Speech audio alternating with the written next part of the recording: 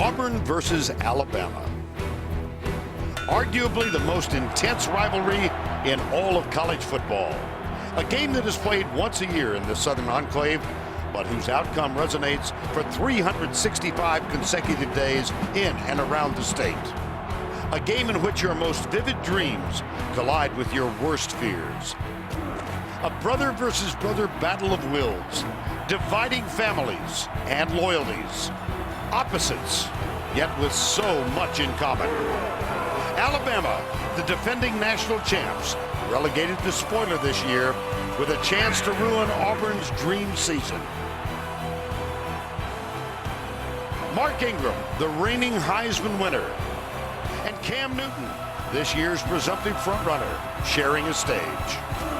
The vaunted Tide defense challenged with stopping the improbable Tiger offense. Two teams, one state, meeting for the 75th time in the game known simply as the Iron Bowl. How about this? This guy's unbelievable. You can't do this stuff. Oh my gosh! Now, fire up the crowd for the win. He nailed it!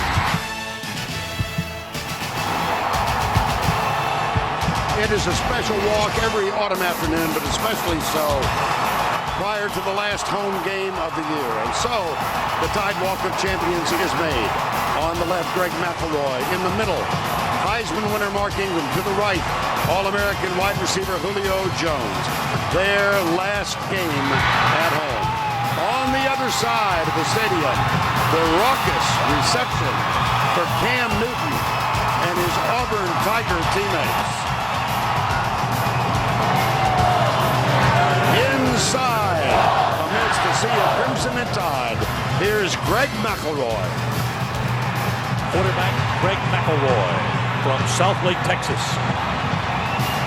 The son of Greg and Jamie McElroy, number 12, Greg McElroy. One of several seniors introduced, having their picture taken with head coach Lou Saban. We welcome you to Bryant-Denny Stadium in Tuscaloosa. It's Auburn, and it's Alabama, and it's the Iron Bowl. And here comes Alabama.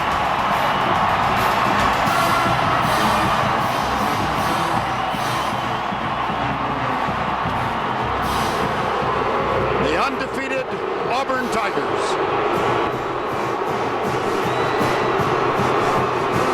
And in the middle, quarterback Cam Newton. Good afternoon, everybody. Vern Lundquist, along with Gary Daniels and Tracy Wolfson. Welcome to Bryant-Denny. It's a simple ritual, really, in this state. At birth, you declare your allegiance. It's either Auburn or it's Alabama. Shortly thereafter, you begin a lifetime of devotion to one or the other. If you're for Auburn, you call the other guys Bammers, and you yell War Eagle. If you're for Alabama, you call the other guys Barners, and you scream Roll Tide. And along the way, just a small degree of distaste is formed for the other fellows. Other than that, it's just another Friday. That's in normal times. This is an abnormal event. The defending national champion, Alabama Crimson Tide, stands in the way and could put a huge dent in the aspirations of their most bitter rival, the Auburn Tigers. I don't know. It's got some things going for it, Gary. I think it does. To be ranked number 1 or number 2, sometimes you have the opportunity to back your way into it. Auburn is not going to be able to back their way into this. About a month ago, all the experts said that Alabama, 1-85, their team was the best in the country. For Auburn to get there, they're going to have to go right through Alabama. Well, Cam Newton will play. Allegations remain allegations. No facts have been proven or made public. And so he will play today, despite those allegations against his father.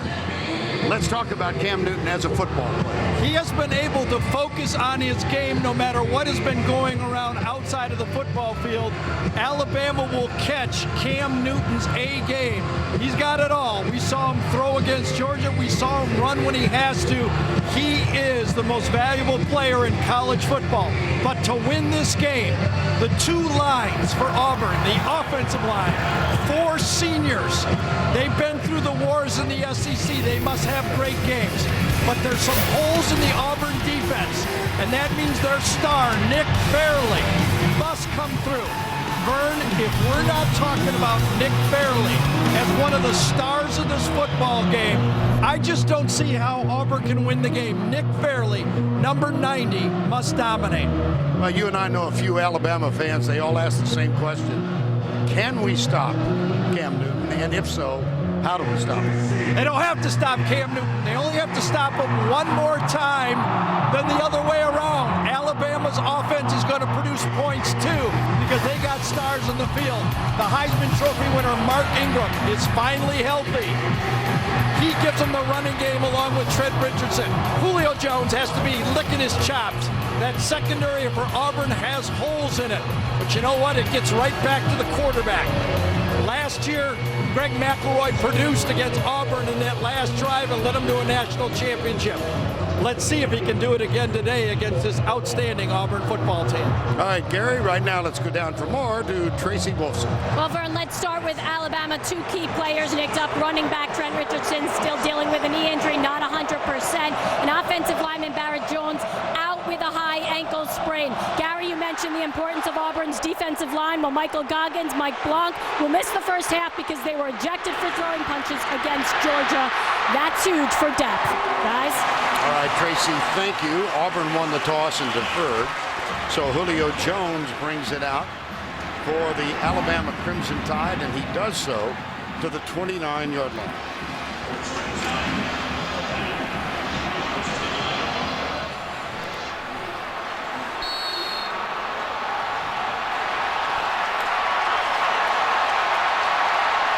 First down, 10.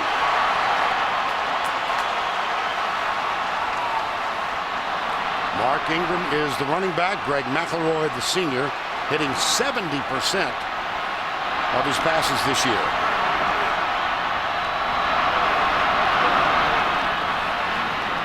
McElroy on a strike.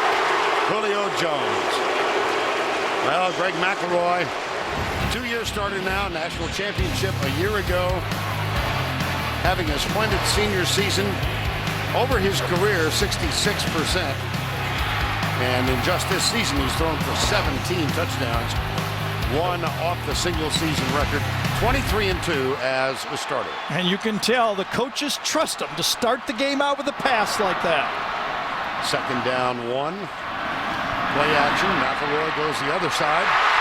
And that one's caught by Darius Hanks, number 15. And a little join starts right away. Let's introduce you to the Alabama offense presented by Chick-fil-A. Carpenter, Warmack, Lehos, Steen starts for Barrett Jones, the senior, at right guard. Fluker is back at right tackle. It's Jones, Dial, Ingram, Williams, and Darius Hanks, who just got the last pass. There's an early Wildcat. Yep, Mark Ingram is the man back. Handoff Jones, reverse. Mark Freeze Mays gets a block from Dial.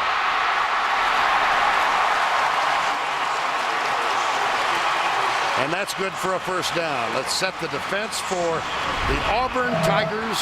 Up front, Carter, Clayton. There's Nick Fairley. Clayton drawing a lot of love from his coaches this week. The linebackers, Stevens, Bynes, and Freeman. El Toro, Freeman getting the start. Here's where they might be suspect. This is a secondary that gives up a lot of passing yardage. 2nd and 3. Alabama on the move in the early going. Right side, Ingram. And you can see already with the different looks that Alabama has given early in this game. The linebackers never got aligned properly on that play. Nick Fairley was handled very easily inside by DJ Fluker. First down 10, and they have crossed midfield. This ball will be snapped at the 43. 4 wide receivers, 3 to the left. Screen. Ingram. Another big pickup. Well, as you remember last year, it was Auburn that jumped out early with this kind of finesse. Now, I think the Alabama staff is saying, you know what, we're not sure we can stop them. We're going to be wide open all game. Ingram not used all that often in the passing game. That's his 17th reception in this, the final game of the regular season. Second down and 2. Jones gets it. Goes right by the defensive end. Oh, he blew by Antoine Carter. This is the speed sweep, the fly sweep. He scored a touchdown on it. And you can see, Carter said, I didn't even know he had the ball. But I tell you, there's guys all around college football now that are going, maybe I should try to break my hand. Since Julio Jones broke that hand, he has been on a tear. Got a wonderful block out on the edge from Darius Hanks, number 15. First down. Here comes the blitz. McElroy goes deep down the middle. He's got Mays open. There's a ball tip, and we're going to have an interference call against DeMond Washington. Yeah, DeMond just did not trust his ability on that play. He had this play, but his left hand grabbed the receiver. He just kind of panicked. So he's got this all the way, but he didn't trust it. He gave a tug with his left hand before he went there with his right hand. Neither one of these pictures exactly show it, but it was pretty well seen by the back judge on that play. There's DeMond Washington, number 14, senior out of Tallahassee. And that was kind of the scout. Pass interference, number 14 defense, 15-yard penalty, first down.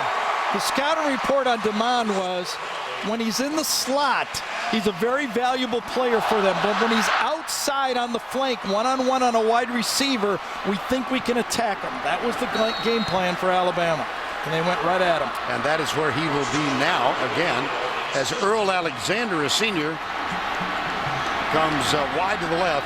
Look at the graphic. No first quarter touchdown since '96. Handoff. Now they can erase that mark.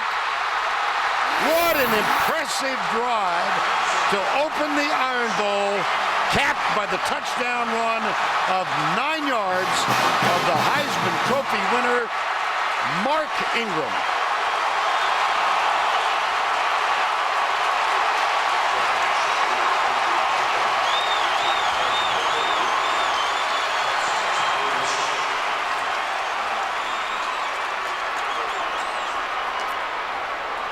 Extra point is coming from Jeremy Shelley, number 90.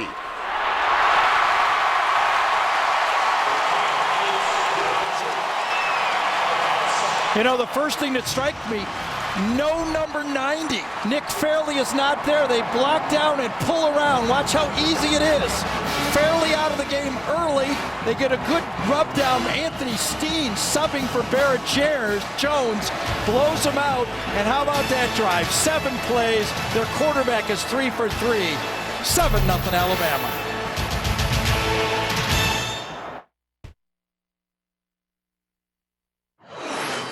LG, as a proud NCAA corporate partner, presents great SEC rivalries. Roll Tide! It's all about tailgating, flag waving, drink shaking, face painting, always a celebrating, trash talking, no mistaken sound, the spiritual ritual, California. All day Dixie Way, Saturday in the South. The Iron Bowl's cooking, brother.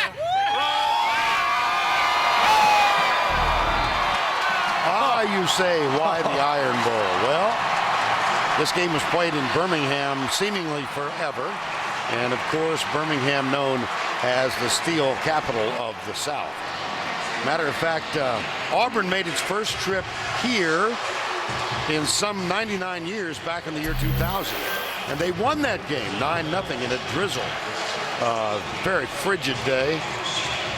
It was only last year, 2 years ago, I beg your pardon, that Alabama won in Bryant-Denny Stadium against the Auburn Tigers.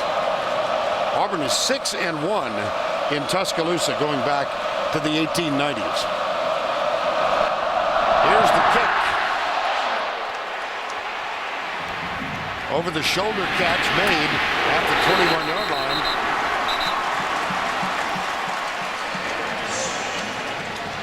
You made the point, Gary. There was no Nick Fairley on the touchdown run. We said we need to talk about Nick Fairley. He would be playing right here. He was not in the game. Watch him get doubled out of there, blown right out of the play, his replacement. And we said if we're going to talk about Nick Fairley, he has to be a star, not a guy walking the locker room. Now I wonder if that is still the problem he had from 2 weeks ago against Georgia when he hurt his shoulder. Tracy's all over it. You get a report as soon as she gets some information. On first down, Newton hands it off. It goes to Michael Dyer. He gets nothing. Tracy does have information. Let's go down to her right now. Gary, you are exactly right. Nick Fairley came off. He wasn't in a lot of pain, but it is that left shoulder that they are looking at. They did take him into the locker room, and I was confirmed by Dr. James Andrews, the renowned orthopedic surgeon for both teams here. He told me that is exactly what they're looking at in the locker room right now, guys. All right, Tracy, thank you. Second down. Newton out of the gun. 4 wide receivers, 3 to the right. Flags. Yeah, Alabama's misaligned. Too many players on the field.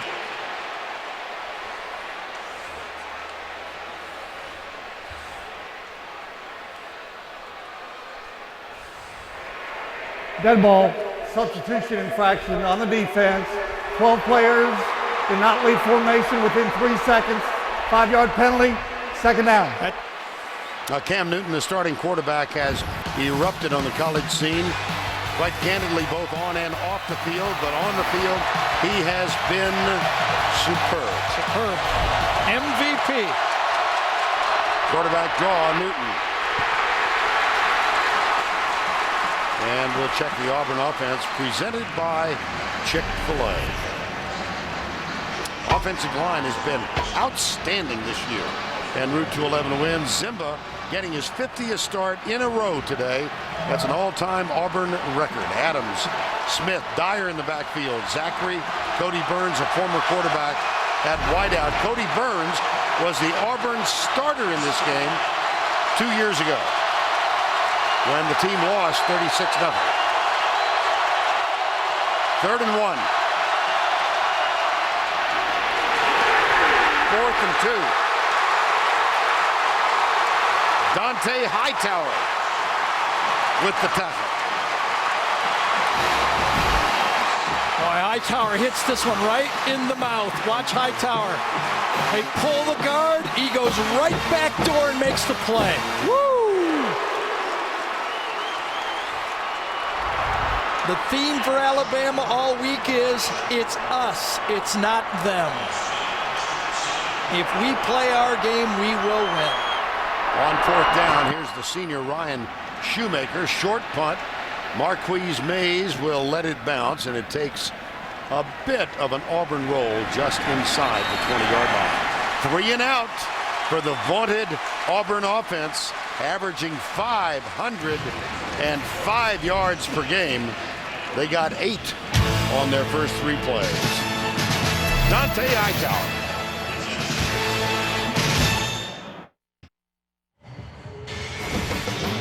NFL on CBS. Single games for you tomorrow. Jacksonville Giants, the lead game early. There are 2 games at 4 o'clock. Miami, Oakland, or Kansas City at Seattle. It all begins with James Brown and the gang. The NFL today, 12 noon Eastern on CBS. Vern, a lot of people that were picking Auburn to have a good year this year wasn't really about Cam Newton. They knew he was a good player, they didn't know this good of a player. It was the schedule. This is only their 4th road game of the year. The other 3's combined record is 17-16. Everyone knew that Auburn had a very manageable schedule this year until this game. Here's McElroy rolling out, tosses it out. It's caught by Preston Dial, the senior H-back. Trent Richardson was also on the field for the first time. And down at the far end of the field, Nick Fairley has come back on. Mike Goggins and Mike Blanc are sitting out the first half of this game because they were involved in fistfights at the end of the last game. So by SEC rule, they are out until the third quarter. Here's Nick Fairley, and he is back on the Auburn side. Yeah, that's the one game that maybe the bye didn't pay off. Yes. McElroy, oh, he's got him wide open. Julio Jones, no flags, 68-yard touchdown.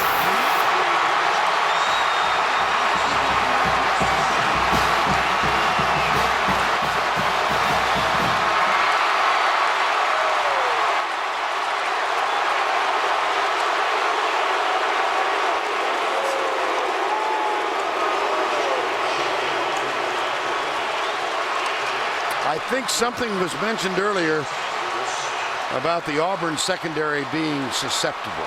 Yep. Shelley with the extra point. We are not yet through one half of the first quarter. Bert, I don't even have an explanation for this one. There's no play action pass here. This is pass all the way. Watch the two safeties here. They never move. There's no play action pass. I don't get it. They just stand there. And they let the best player in the country at a wide receiver position, arguably one of the top three, run right by him.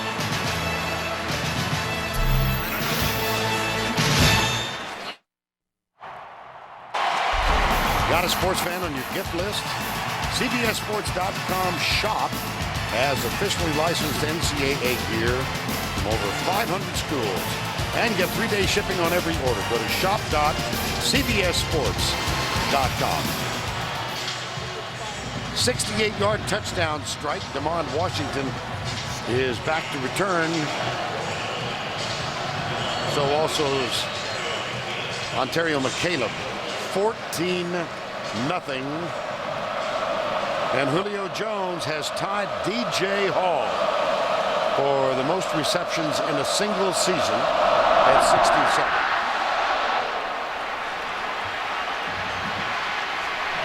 Washington at the 33-yard line.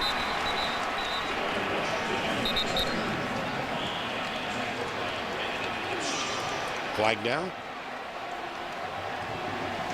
Tom Ritter is our referee today.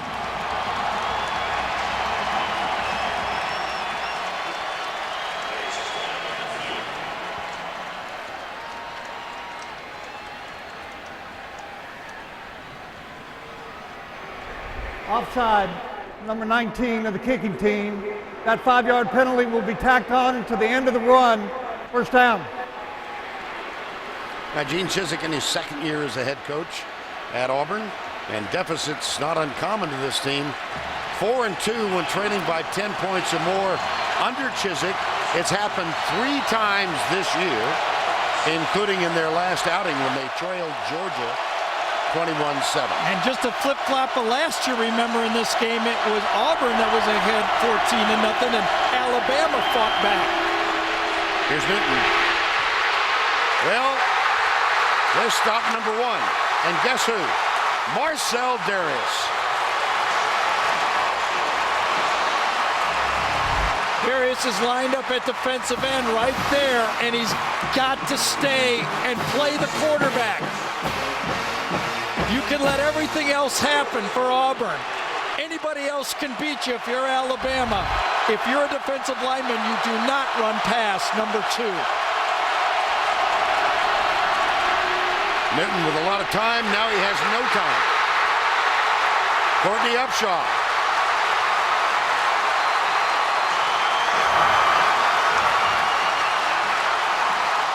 He went right through Lee Zimba that time. That's a veteran tackle who has been in the wars for a long time. Left side, way out here. Comes out of the screen and back in the screen. Woo! Alabama defense is on go, aren't they? 3rd and 24. Screen pass. Oh, he had some gator arms. Well, Mark Barron was all over that play.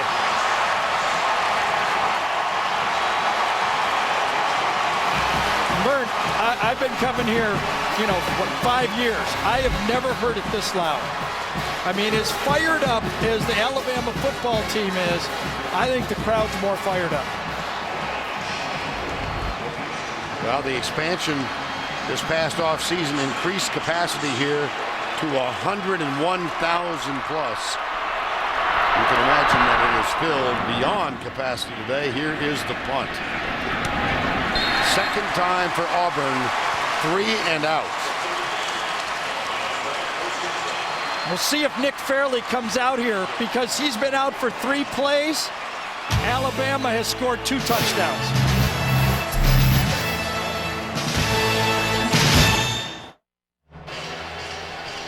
Nick Fairley back on the field for the Auburn Tigers. Injured 2 weeks ago against Georgia. Yes, Aaron Murray was scrambling on a play, and Nick Fairley was coming across the play, goes over the top of him, and that's the play he hurt his shoulder on. Had to leave the field afterwards, and then early in this football game, we think we found Fluker is blocking down on Fairley, and I think Zach Clayton, his teammate, comes across and hits him again, and that's what re-injured or re-aggravated that shoulder injury. And he is back on the field now. Fairley with 18 tackles for loss, first in the SEC. Tied for 3rd with 7.5. And has been accused by a couple of coaches in this league of overly aggressive play at that defensive line position. Gene Chizik says, we don't coach it that way. We don't teach it that way. He doesn't play it that way. That's a summation. Here's McElroy. What a start for him and for Julio Jones.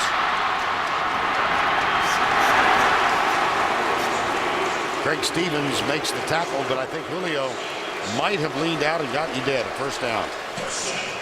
Well, when we were talking in the open, Vern, about Julio Jones licking his chops, this is why Auburn has been susceptible to these great big receivers in this league.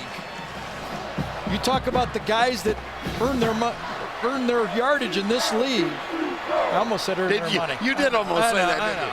Well, I tried not to say it, but it was out there. Well, Dr. Freud, it's good to have you here. All right, well, let's go to the numbers. Oh, a little bit. Here's the 3 guys. I'm going to get it for that one, aren't I? You look at the big receivers in this league, and there's 4 great ones in my mind. Of course, Randall Cobb also from Kentucky. But Alshon Jeffrey, look at the stats against Auburn. Jones so far, just so far. And they're not going to stop throwing to this guy. No. 2nd and 7. We near the 6-minute mark. Alabama has not been stopped. Look at that, averaging almost 14 yards per play. Comes inside. It's Julio again. It's such a mismatch out there. But Damon Washington is about 5'9". When you list a guy in college at 5'9", that means he's usually 5'8". And Julio Jones is 6'4", 6'5". It's just a tough match for Mr. Washington. Now Julio Jones is going to get a rest, and Earl Alexander, number 82, is out. McElroy, what a start for the senior. 7 of 7 for 124 yards. And you see the Auburn defense 100th out of 120 Division I teams. Richardson twisted a knee a couple of weeks ago against LSU on a goal line play, and he has not played the last 2 games. Not 100%, but able to get out there and compete.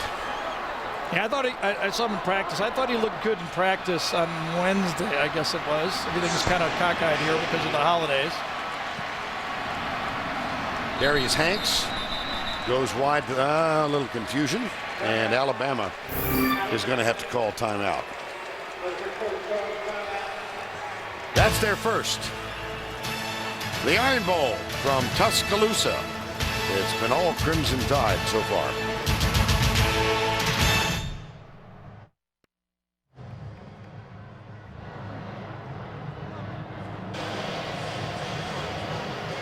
Now you can see the complete bowl here. The addition to your left, that's the second deck on the south end.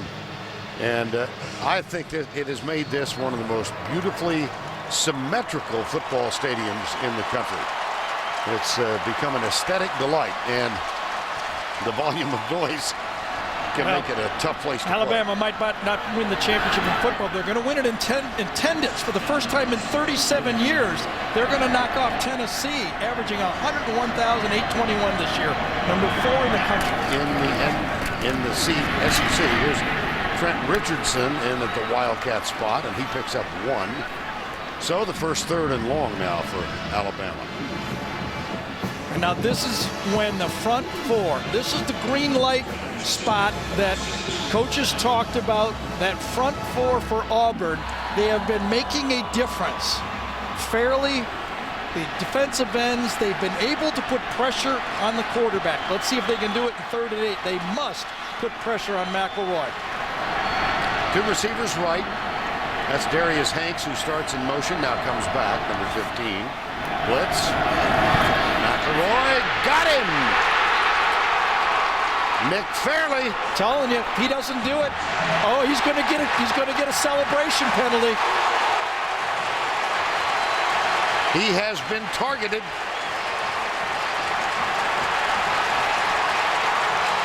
And Vern, they would have thrown this on anybody, though. Yep. He made a tremendous play. Unsportsmanlike conduct, number 90, defense, 15-yard penalty, 4th down. I don't know. I don't think so. It's still not a first down, though. It's about, what, 4th and 4 or something like that? 4th and 5. Yeah.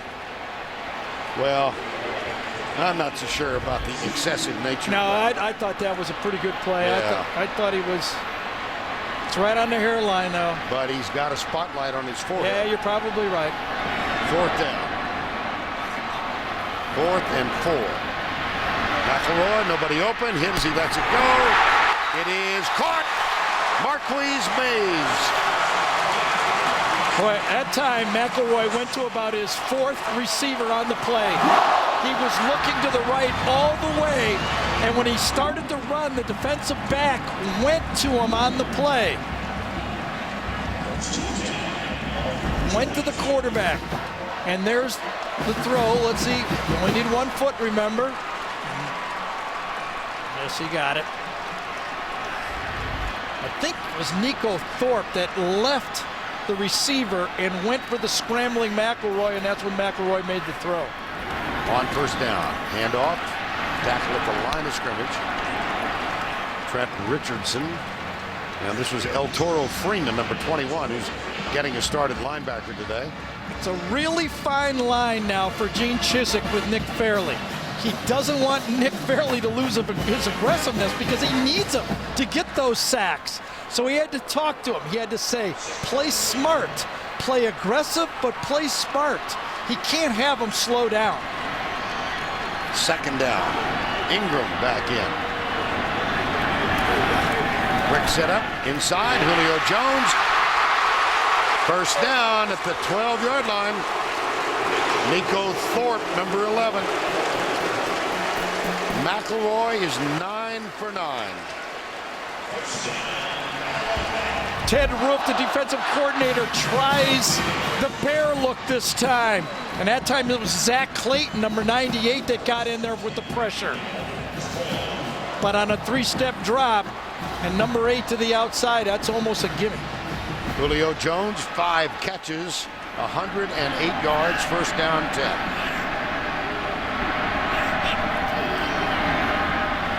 McElroy has Hanks. Touchdown, Alabama. Darius Hanks.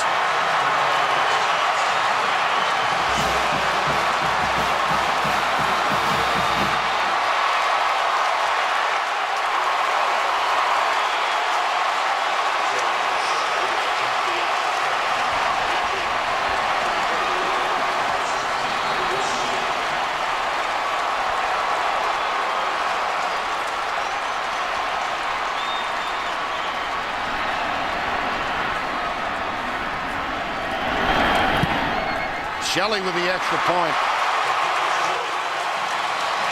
Right from the snap, Greg McElroy didn't have to be an Oxford candidate to know there was nobody back here. He had a touchdown in his mind right at the snap. Hanks one-on-one, nobody back there. Nico Thorpe could not handle that route. 10 for 10 for the quarterback, 21-0 for Alabama.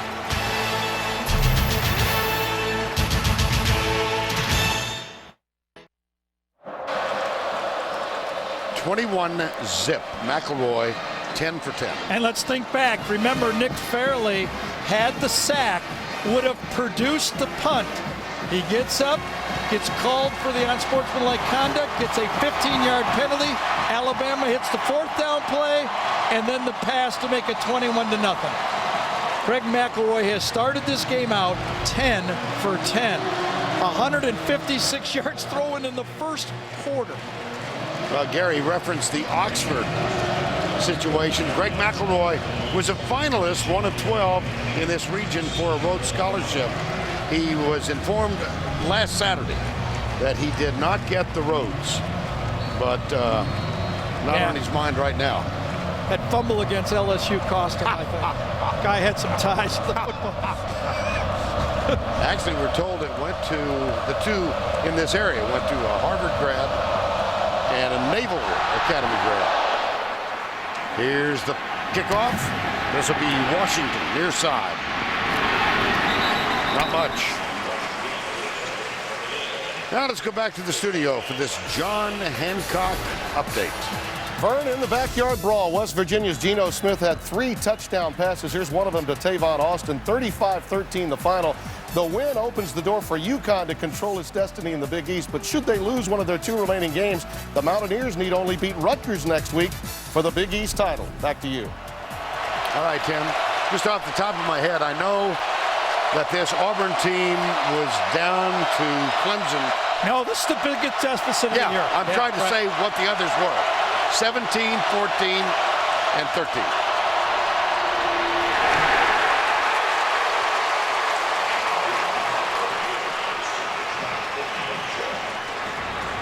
Well, Auburn has scored in 21 consecutive quarters. Last time without points was the 3rd at Kentucky. They won that on a last-second field goal following. They're going to have to hurry up, aren't they? Yep.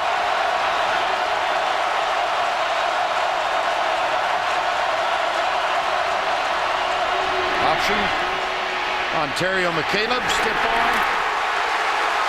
Now, do you think Kirby Smart has this defensive group ready? Well, they've And had Nick 2. Saban?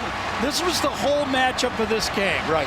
Alabama, Nick Saban and Kirby Smart had 2 weeks, 10 game tapes, and a whole year of hearing about Cam Newton to get ready for this game. Gus Malzahn, the unstoppable spread. You knew they were eager to show that this defensive game plan could stop him. And I have to say, watching tapes, Vern, no one's close in the SEC. This is the best tackling defense in the SEC. Blitz. Newton. Still can't get away.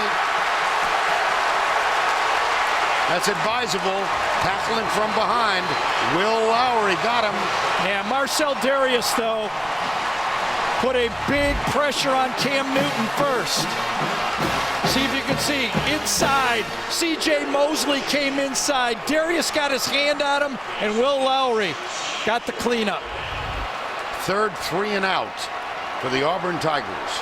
And the numbers for Cam Newton in the first quarter as we come to a close. 0 for 1 throwing. 5 carries for -6 yards. It has been all Alabama. That's the end of the first with the score remarkably 21-0. We'll return to Brian Denny after this message and a word from your local station.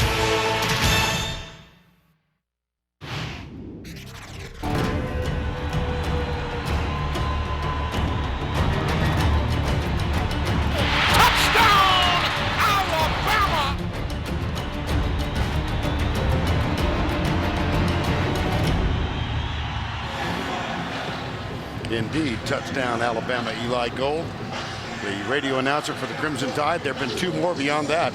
And as we start the second here at Bryant-Denny, 21-0. And Marquise Mays getting ready to return the punt of Ryan Shoemaker. 3-3 and out for the Tigers of Auburn. Shoemaker's first punt, 48 yards. This is Mays at the 28. Avoids the first man. Flag is down. He's not. Going right. Slips another tackle. And is out of bounds up near the 40, but I believe this is going to go against Alabama. Looks like there might be an illegal block in the back on the near side.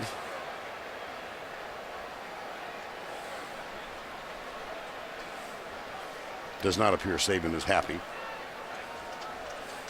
Took a penalty to get his outlook turned the wrong way there, didn't it? Right. During the return, illegal block in the back.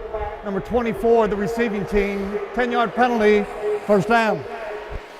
All right, we start the second. Vern, Gary, Tracy's down on the sideline. I give you your choice. Flip a coin. Alabama offense, Alabama defense. I know. And everybody has said, with people who watch tape of Alabama, has said they're the most complete team. They have not produced. If you talk to all their players and their coaching staff, they just said, we have not played a full game of football this year. Well, they haven't played a full game yet in this game, but the first quarter has been spectacular. And now Auburn, if they're going to come back, Cam Newton is going to win the Heisman. Might as well just vote right after this game. If they come back. If they come back, you don't have to wait any longer. They have some trail to trot before that happens. Here's Hanks. Darius Hanks out on the edge on the right side. And he picks up a few to the 29. See, the problem that Auburn has against Alabama is this offense is not the offense they faced a year ago. Offense a year ago, they felt if they could shut down, and Greg Stevens, their linebacker, said it, we felt if we could shut down Ingram, we could shut down their offense. This offense is much more diverse and way more weapons.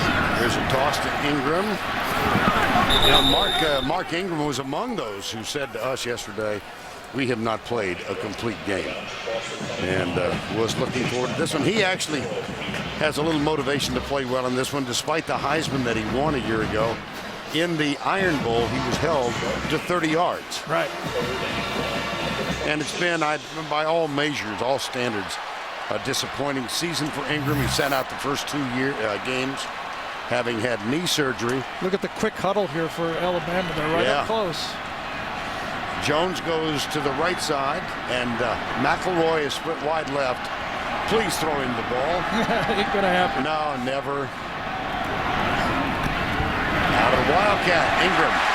First down at the 30. Mark Ingram had that huge game against South Carolina a year ago. That was the spark for his mark of 1,148 at this point a year ago. And then this season has been limited to 780. He had 2 big games when he first came back from the injury, but nothing monstrous in the way of accumulated yards for the rest of the year. Well, it seems like Alabama didn't show any of this against Georgia State. I just don't understand. McElroy. Get down.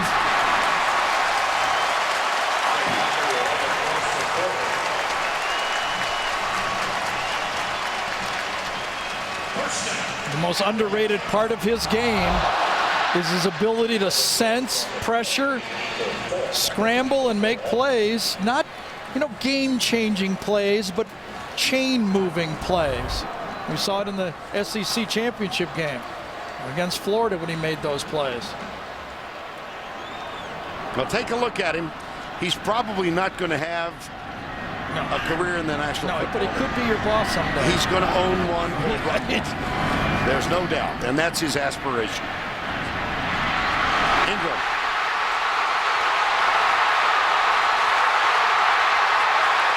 Fumble. If it goes through the end zone. Either way. Yep, touchback. Yes. That was punched from behind, too. That's only the second lost fumble in Mark Ingram's career second.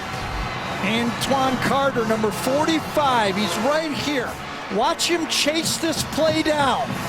50 yards, he doesn't give up on this play. He knows he can't catch him, and he punches him from behind with his arm and rips the ball out, goes through the back of the end zone. His right hand from behind. That's the kind of hustle from Carter on the play. The senior hustling downfield. Probably never in his wildest dreams did he think he could catch him, but he ended up making a play to maybe save the game for Auburn. Mark Ingram lost one last year. He fumbled another in 08. There you have it. 613 touches for the Crimson Tide. That's only his second lost fumble. Tonight, Dave welcomes Denzel Washington, plus music from John Bon Jovi. Then catch the Late Late Show with Craig Ferguson only, CBS. I'll see if Auburn can find a spark in the touchback after the fumble by Mark Ingram. They have shown nada on offense so far. Matter of fact, they're in negative territory. -7 total yards of offense. Here's a flip.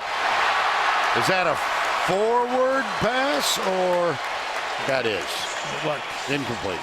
Vern, against Georgia, Cam had a great throwing game, but he got away with a couple of things. Now watch his footwork on a short pass. That's no big deal. But later in the game, he had some success. Watch his off-balance throws. He kind of takes his feet and then just never goes through the throw. He lets it go. There's the flip a little high, but it's caught by Zachary. They're still looking for their first down in the ballgame. He doesn't really go through with the throw, and a couple times in that game against Georgia, he has to be very careful that he doesn't get into a rhythm of not throwing in balance against this Alabama defense. 3rd and 1. 21-0 Alabama. Newton. He does get to move the chain, but pretty good defensive effort by the Alabama front four. Here's a stat for you. Against Georgia 2 weeks ago, Auburn made 10 third down conversions. All 10 were by rushes by Cam Newton. Now they got one in this game, and it came from Newton. Handoff, Michael Dyer. And he's out to the 35. Luther Davis, number 96, made that stop. So what do you do if you're Auburn?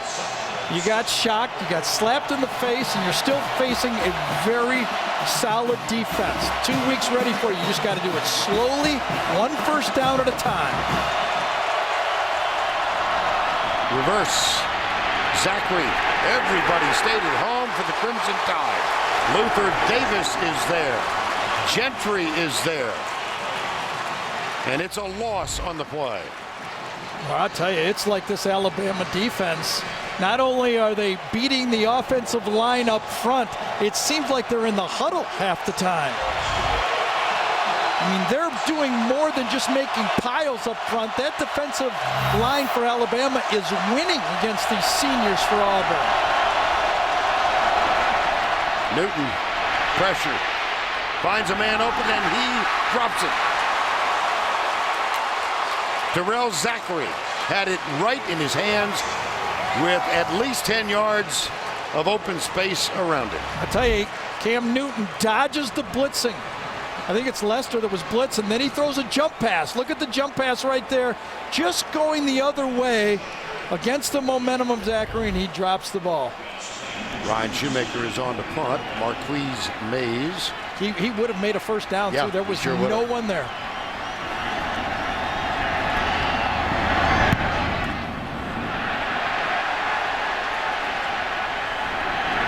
Short punt. That punt barely made a first down.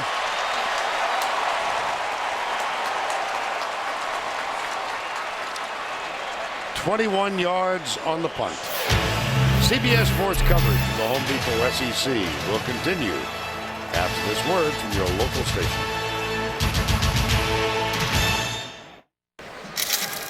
And now it's time to take a look at our Home Depot tools for success. Well, the Alabama quarterback's tool for throwing this football has been extremely sharp. He's got a great matchup. He had some breakdowns in the secondary for Auburn, but when he's need to put it there, he has put it exactly where it had to go. How about starting out this game? One guy's going for the Heisman, the other guy has a national championship, but right now Greg McElroy is bowling a 300 game. 12 for 12. 12 strikes. That's a 300. You get a 300 pin for that in bowling, right? Yes. Yeah. 12 for 12. Yeah, he could have been on the Bowling for Dollar show. Grew up in Texas. Greg McElroy. Gee, remember a You year didn't have ago? to go there. I was just. No, I know, but, you know, I got you on the... Exactly. Anyway. Richardson. A few yards. This Auburn defense now, they're looking up and they're saying we've got to get a stop. We must get a stop. Ted Roof has had good, the defensive coordinator right there, has had good second halves. Remember, Georgia started out 21 points in that first quarter, only scored one touchdown the rest of the game. But they need it now. To stay in this football game, they cannot give up another touchdown here in the first half. McElroy, play fake, comes to his left, under pressure, heaves it away, out of bounds. Nosa Igwe was the man, number 94, who was in McElroy's vision. There's Igwe, redshirt freshman from Mansfield, Texas. We have said that in this situation, the front four for Auburn has made plays. Fairley has one sack, but a penalty on top of it. See if he can do it here. 3rd and 5.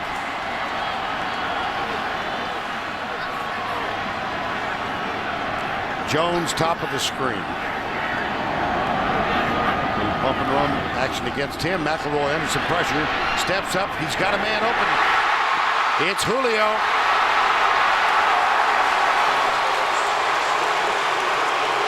Tell you, if you don't get him in the pocket, you're going to pay a penalty. Nico Thorpe in coverage, you can't cover, but watch the footwork by the quarterback. McElroy, he dodges the blitz and then doesn't panic. One-on-one to the outside. That time was created that time because McElroy was beautiful in the pocket. Watch this. Clean. Goes right around Carter that time and then makes the throw. Carter was basically unblocked and McElroy got that off. Richardson in, McElroy under center. 1st and goal. McElroy. Richardson dropped it. Wow. Oh.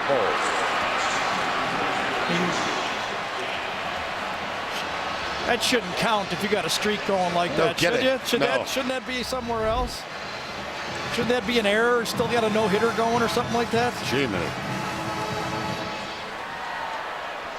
And Richardson, much more than Ingram, has been used in the passing game. And here's the Alabama Red Zone 2 trips today. The Verizon Red Zone stats.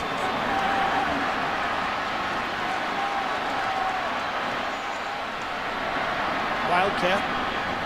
McElroy wide left. Richardson.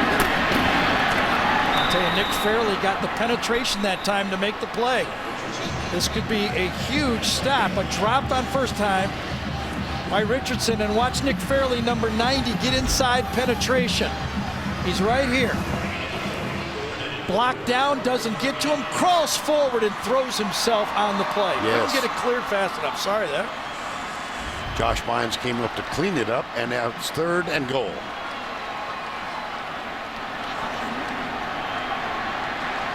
Vlahos over the ball. Hanks joins Jones. McElroy incomplete. Intended for Hanks. Coverage from McNeil. Well, the first down drop Just started it going the wrong direction, didn't it? This time, good coverage to the outside. Mike McNeil. Tis a gray, overcast day, but the blimp's up there. And thank heaven it is. Our aerial coverage of the SEC on CBS Sports provided by Goodyear. Front moves through here overnight. Heavy rains and a severe temperature drop. It was 80 degrees here yesterday. This morning, 42. And at game time, hovering between 45 and 50, but supposedly this front is going to move on out of here, and the skies are expected to clear later this afternoon. That's as much as I know about weather. Seems like the Alabama sideline is bright sunny for their Yeah, it does, doesn't it? They look happy as can be over there. What are you talking about, bad weather? Here's Caden Foster to kick off. That's taken by McCaleb, near side. Bumped out of bounds. Good coverage downfield on special Good teams. directional kick that time, too. Daquan Minzy. Well, the Alabama Crimson Tide won the national championship last year. Auburn trying to win it this year. And that leads us to the... Come on, Duck. He's not going to come out. The Affleck trivia question. Oh, I missed him? Yep. I missed He the was Duck? out there, yep. No. He did it quicker. It's Thanksgiving. He was very, very nervous. Yeah, the Duck, he heard a lot of whack, whack, whack. Anyway, only one state has provided back-to-back national champions. I can't believe You missed it. I missed the Duck. Yeah, boy. I'll tell you, the matchup that intrigued me in this game was the two guys that are calling the shots in this game. Nick Saban, who was at the peak of his career at LSU and he gets the Miami Dolphin job. At the same time, Gus Malzahn, the offensive coordinator, was a high school coach. I wondered, and I think a lot of the people in college football and love football wanted to know, what would Nick do against this spread? Yeah, sure. Second down. Sweep right. Great defensive pursuit. Yes. And I've been asked, and here's my first recruit well is number one. Okay. The guys up front have been winning the battles. Marcel Darius, those guys up front, square. They have been doing the job. Chapman. When you win in the defensive line, and it's why I don't think this offense would work in the National Football League, when those defensive linemen do that, there's just no place to go. 3rd and 5. Newton has a man open. It's Cody Burns, who, as we mentioned earlier, was the starting quarterback in this game 2 years ago here. That is a 20-yard gain. Will Lowry with the tackle. A double pump caused Mark Barron to close on the play, and Cody Burns went right by him. Michael Dyer popped. Mark Barron got him. Yep. There's a flag down. There's 3 really All-Americans on this defense. Mark Barron is one of them.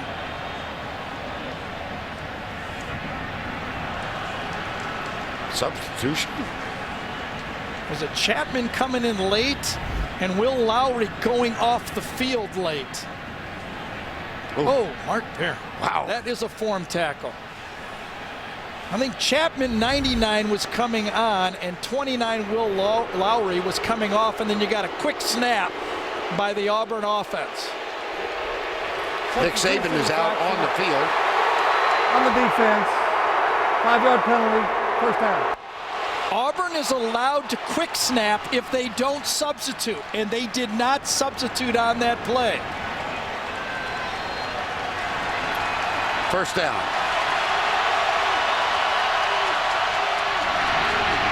Newton, good downfield coverage. Boy, he can't get loose today. How many times this season have we seen him avoid defenders in space? Gary, goes back to your point. This is a really good tackling team. It is a good tackling team, and on tape, and I told that to Kirby Smart, and he looked at me like dumbfounded, and I said, no, you are. I hate to tell you, you're one of the better tackling teams in this conference. But I'll say another thing. The Alabama corners are locking on the Auburn receivers. They have no fear in their eyes. On second down. Newton rolling right. Off his back foot, he completes it. That's caught by Darvin Adams, number 89. And that's going to be a first down for Auburn. Just one more. I don't know if that one was caught or not. You're going to see a quick snap by Auburn here. This might want to be replayed. Oh, they beat it. No. It was stopped. The field judge stopped the play. They're going to review it. Bobby Eilert Jr. Play is under further review. Aha. I think that ball hit the ground. Replay official is Ben Oldham. The catch given to Darvin Adams for the moment. Let's see if we can see it hit the ground. Hightower matching up. Ooh. Oh, the ball. You see that slip through there? Yeah. Yeah, they're going to overturn that. See, one of the differences that the Alabama defense does is they're willing to put their corners in man-to-man situations. There's not a lot of other teams that are willing to do it. Yeah, they're going to overturn that one. And it was third down on the play, so remember, that's going to probably force a punt. Most of the time, I think that they're going to be taken to review this is getting the ball back in the right spot for fourth down. Darvin Adams, leading receiver on the team, and now Tom Ritter. We have a little discussion up here whether it was second down the previous play or was it third. Oh, it was second down, I'm being told. So it would be third down coming up. My bad. You're forgiven. You know, I have this eerie feeling that I've seen this before, okay? And I did a game, Nebraska, the day after Thanksgiving, when they played Colorado. They were the #1 ranked team in the country, and I think they lost 63 to something. Eric Crouch, remember that team? 2001. They actually ended up still playing in the national championship game. Remember all that controversy after losing that game. Right. And I'll tell you something else I remember. Eric Crouch won the Heisman after losing that game. I do remember that, yes. What are you suggesting? I'm not suggesting that. Here's what I think. If Auburn, considering that TCU and Boise State have played the way they've played, right, considering what Wisconsin's done, another team, they better make this game a lot closer if they lose. It has to be a hair loss. If they get blown out here, I don't think the voters are going to be kind to them. After further review, the pass is incomplete. Third down, 7 at the 47-yard line. Well, I would suggest that there's more than a small degree of interest in what's happening here in the state of Idaho and in north central Texas. And in the Big Ten, in the Big 12, and out there on the West Coast. You're right.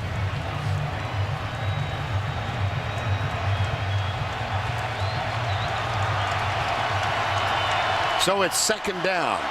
No. Third, I beg your pardon. Yes. Okay, that's one each. No, you're right. Now Nick's out on the field again at the 50-yard line. Yeah, he knew the down marker was wrong. He knew it was third down. Too much turkey for too many people. Nick was confused, but we don't make as much money as Nick. He should know that thing, shouldn't he? Yeah, you make $4 million a year. You're not allowed. No errors. Here we go. They got their dime package in. That's Alabama. Blitz. Newton finds Cody Burns, first down at the 40-yard line. I think this is the way that Auburn will have to open up the game. It will be with Cam Newton's arm. I think it's pretty clear that they're not able to block this front, this sold-out front by Alabama. He's going to have to do it with his arm. First and 10 from the 40. Quick hitter at left tackle. That's Michael Dyer, number 5. Dyer, the true freshman out of North Little Rock, Arkansas, who turned down the Razorbacks to sign with Gus Malzahn and Auburn. Second and 6. Goes deep, got a man open, wide open. Touchdown, Auburn. Emory Blake, number 80. He bobbled that thing, didn't he? And Mark Barron almost got it. It's that play-action pass that Tebow made so famous. Quarterback play action, actually faking the run by himself and then delivering the ball with the pass. That's what they got. They got the pass game. Two-man route to the outside, and Mark Barron ahead of Emory Blake. 36-yard touchdown toss. Here's Wes Byram, the all-time point scorer. Snuck that one in. Yes. And take another look at Emory Blake getting free. It's 2-on-2 out here. Watch Blake go right down the sideline. Barron pauses for a second. Just a second on the play action. See that? Just him looking inside and seeing the run. The ball was juggled, and then just before Barron gets his hand there, Blake secures it. Auburn gets on the board. Cam Newton with the touchdown toss.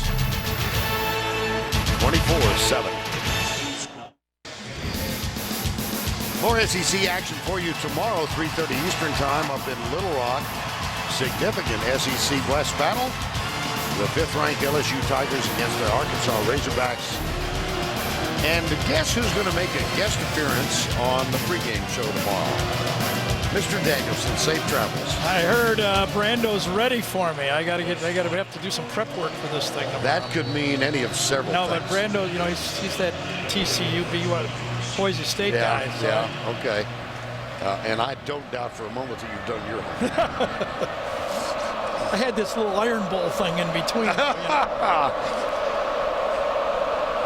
24-7, 5:08 to go. Richardson and Julio Jones in the deep men, and this will be Julio Jones at the 7.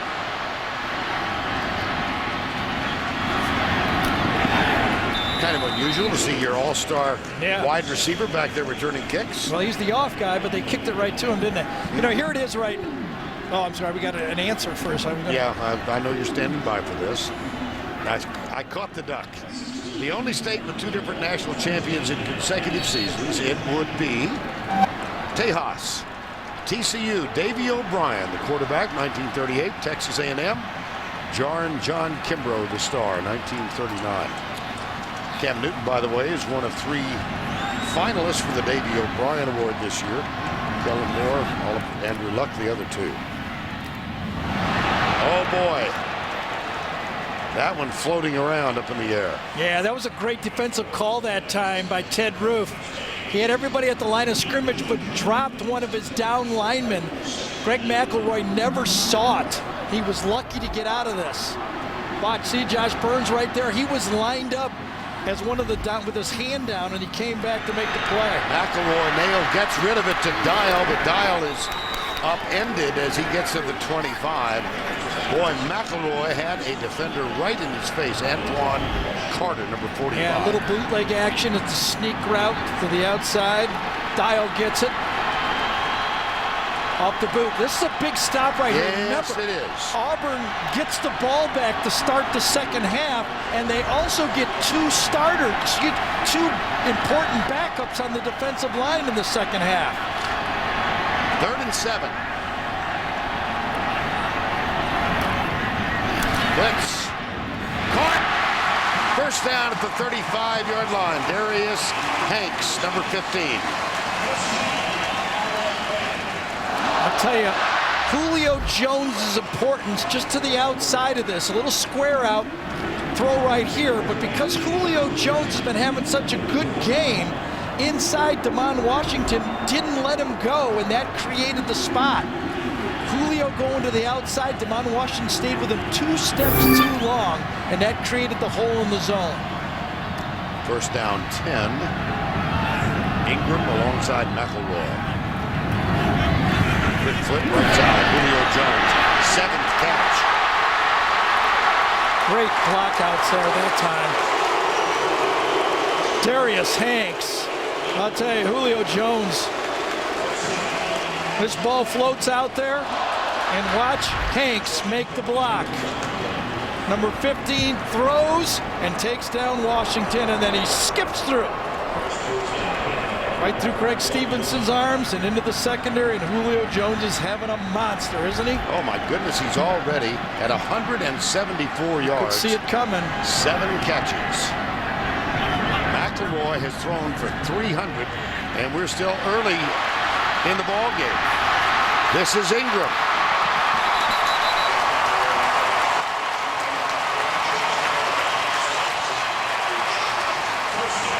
$17-yard gain. There's time to screen game. They throw long, they throw short, they go shotgun. Now it's their devastating screen game. Get outside behind Womack. I don't know, there's not a lot of guys that read that screen blocking as well as Ingram does. Offensive coordinator for Greg McElroy is Jim McElwain from Montana. That's Jim with the eyeglasses perched on his nose.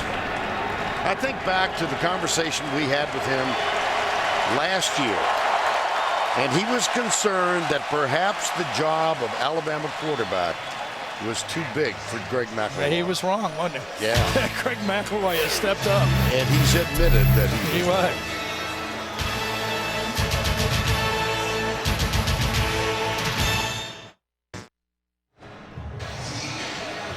2:41 to go in the first half. 24-7 Alabama, and they've ridden the arm of senior quarterback Greg McElroy. 17 of 21 in the first half. He's hit a career high. His previous high was 315. His mom and dad, Greg and Jamie, in the stands. Greg Sr. is a senior executive with the Dallas Cowboys football team. Here's McElroy going right. Ingram. Craig Stevens. And we've met, I don't know, half dozen, maybe 8 times with Greg McElroy in the last couple of years as he has been a starter. And he did a very gracious thing yesterday. Our meeting was complete. He walked out, did a couple of on-camera interviews, and came back in to say goodbye. Right. Just said, may not see you again. Thanks. Someday I hope you vote for me. Is that kind of Yeah, if it doesn't work out in sports management, politics is always going to be there. Well, he is strong. He wants to be a pro football player, and he might have a chance. Preston Dial. When you're that accurate of a thrower, this time it's go to Dial, the tight end, just squares off, ball's put proper. Well, a little bit behind that time. Nice catch by Dial. But he's delivering. The all-time record, by the way, Scott Hunter, my old teammate, 1969, 484 against Auburn. Got a chance, doesn't he? Yeah. 140 to go. Here's a toss. Fumble. It's on the ground to Sharvin Bell. Yeah, he did a great job that time. Laid out. Carpenter was trying to get outside number 77, and Bell beats him, splits the block, and makes the play. The ball's loosed. That would have been, that's the second time in one game. 1:10 to go before the break. My gosh. This has been unexpected. Play Hey, he's got it.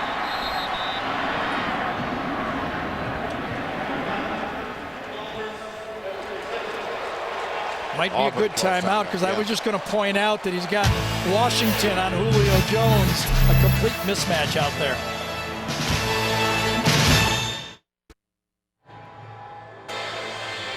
Well, coming up, the Geico halftime report. Tim Spencer, Archie Manning's with him. And when your son is thrown for 335 yards, or your brother, that's Greg, Jamie, and the sister Blair on the right. Looks just like you and me doing Soldier. Yeah, we did that one time. Right? Yeah. You wonder now, if it's second down, right here, goal to go, do you not throw the ball twice at Julio Jones? Unless they double team him, and it actually does appear that they might double team him here. Oh, he fumbled. He fumbled. Barely got him again. Yes. I'll tell you. Fairly recovers. He is as good Mark Richt, the coach from Georgia, said he's as close to Warren Sapp as I've seen. Watch him come through. I think that's him right there. Beats Steen inside. Remember, Barrett Jones would be there. He baits the substitute, and then he crawls back on the football. Huge play. Boy, is that guy quick. What a play.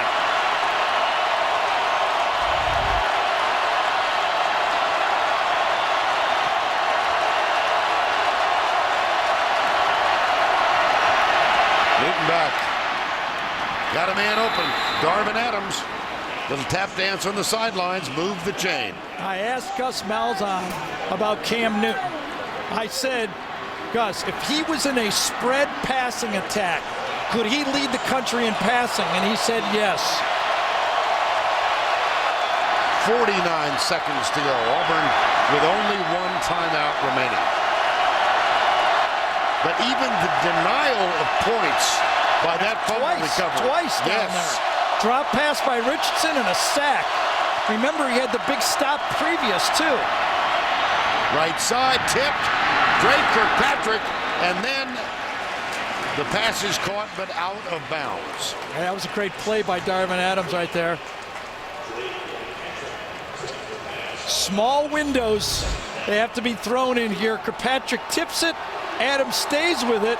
Had his foot down. Whoa.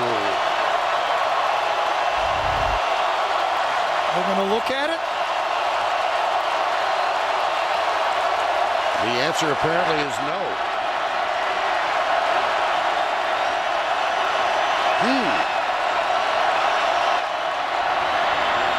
Wrap around. Ontario McCaleb. C.J. Mosley, freshman, a true freshman. Can you imagine walking in to a national championship defense and starting as a freshman? You know, he was a high school basketball player and track star. He's barely even touched a weight in his life. He's going to grow up to be a huge linebacker. Newton got him. Courtney Upshaw, number 41. Timeout. That is the 4th sack by Alabama. I'll tell you, that's the second time he's gotten Lee Zimba on this with an inside move this time. Man, oh man. I think that front four for Alabama hasn't been challenged to be a difference maker in this game. Well, there was one play a moment ago that was not challenged, was not reviewed.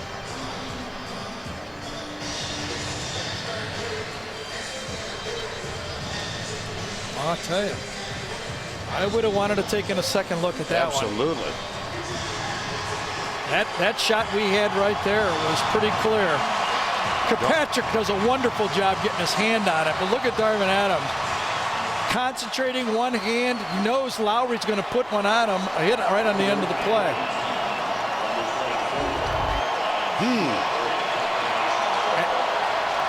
Shoemaker on to punt, 11 seconds before the break. Mays says get away from it, and he does. It'll come to rest after 34.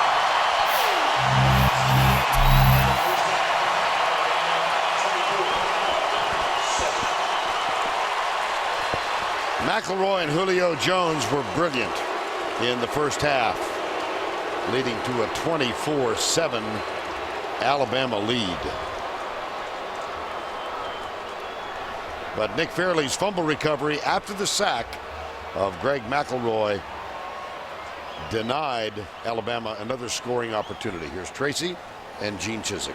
Thanks, Vern. Coach, this is the first time we've really seen Cam Newton struggle to move the ball. What's been the problem so far? Well, I just think our whole football team right now, we need to settle down and play. We had a little bit of success there later in the half.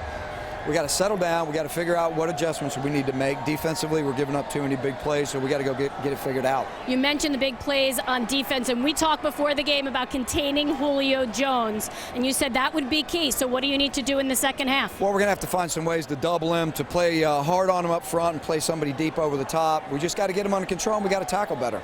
Thanks a lot. Vern? Tracy, thank you. 24-7. Alabama leads it.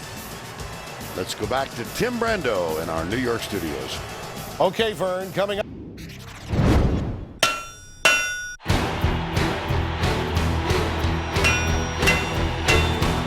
Touchdown, Alabama! Julio Jones. Looking, here comes the pressure. Throw deep. He's got a man down there. It is caught.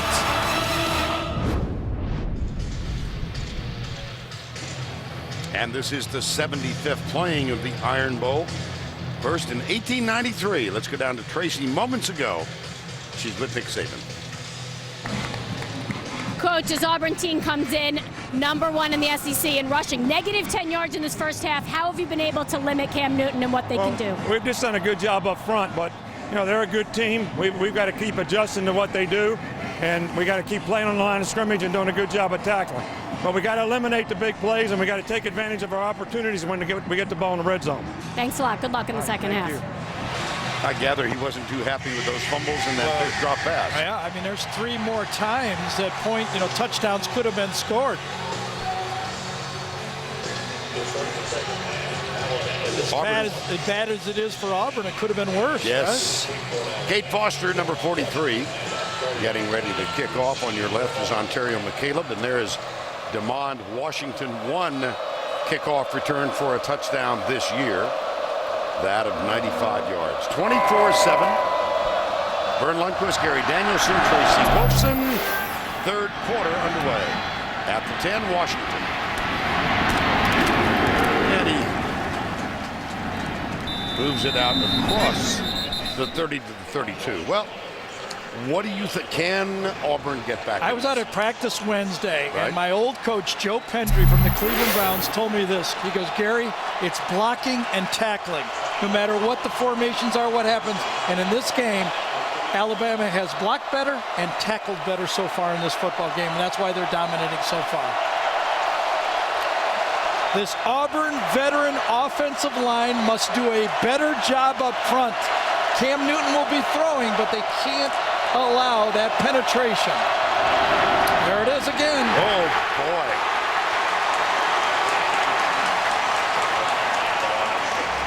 Hightower got him. Yeah, and right behind him was Mark Barron. Right? 1, 2, 3, hitting it. And you know, Vern, against these spreads, I've been saying all year, you cannot allow the quarterback to stand still and do the stutter step. It looks to me like this Alabama front, instead of just playing 2-gap, they're coming off the edges and trying to hit the play in the backfield. Loss of 1. Newton back to throw deep, and he's got Emory Blake wide open. There was Barron, and Barron falls down. It's Zachary instead of Blake. 81 instead of 80. Zachary opens with a 70-yard touchdown catch. I don't understand what Mark Barron was doing on this play. I thought he had an interception all the way, and then at the end he just kind of stood there and never wrapped up the receiver. Well, how about that to open up the third quarter? Hey, this guy is not just a runner. I've been saying it all year. Cam Newton can throw the football.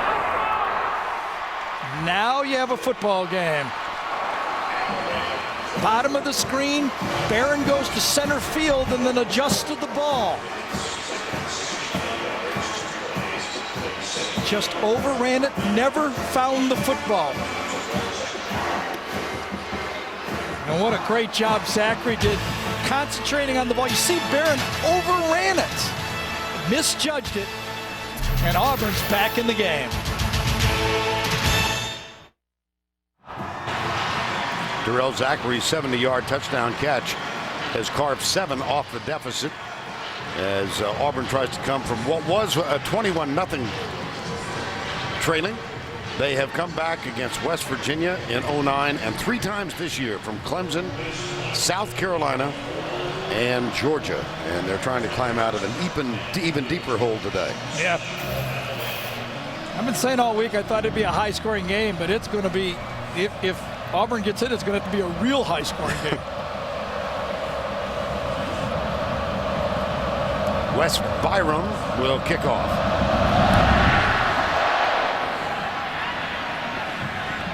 Out of bounds. Oh, ho, ho, ho.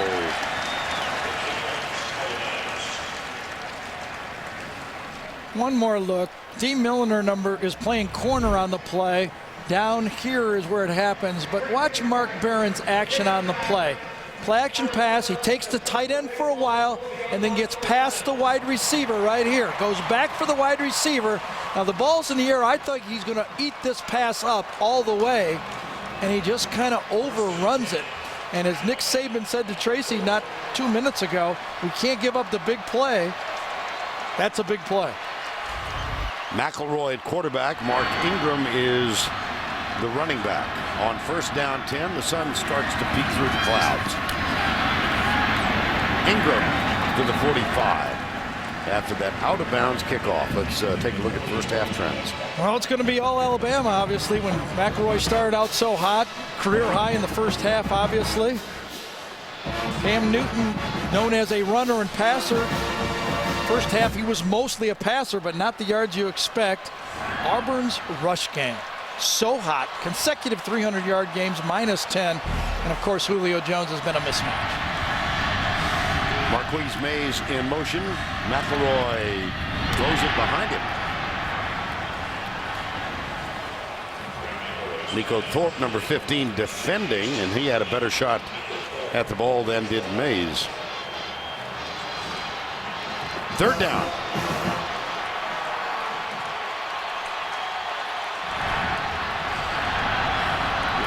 Sense of hope from the Auburn crowd. Mike Blanc, number 93, is on the field. He sat out. He was one of 2 who had to sit out the first half because of ejections in the game against Georgia. So Blanc is out there, number 93. McElroy back. Across the middle, caught, buried, 4th down. Mike McNeil leveled Darius Hanks. Call it a robber defense. Put your safety, and he takes the crossing routes on the play. Man-to-man on the outside. Actually, on that play, Greg McElroy misread it. And will they go for it on 4th down? It appears they will. Or at least try to draw him off sides. Yeah. One of the 2, right? 4th and 1. And here comes Alabama. McElroy, I don't know. Now the nose appeared to nudge the yellow line.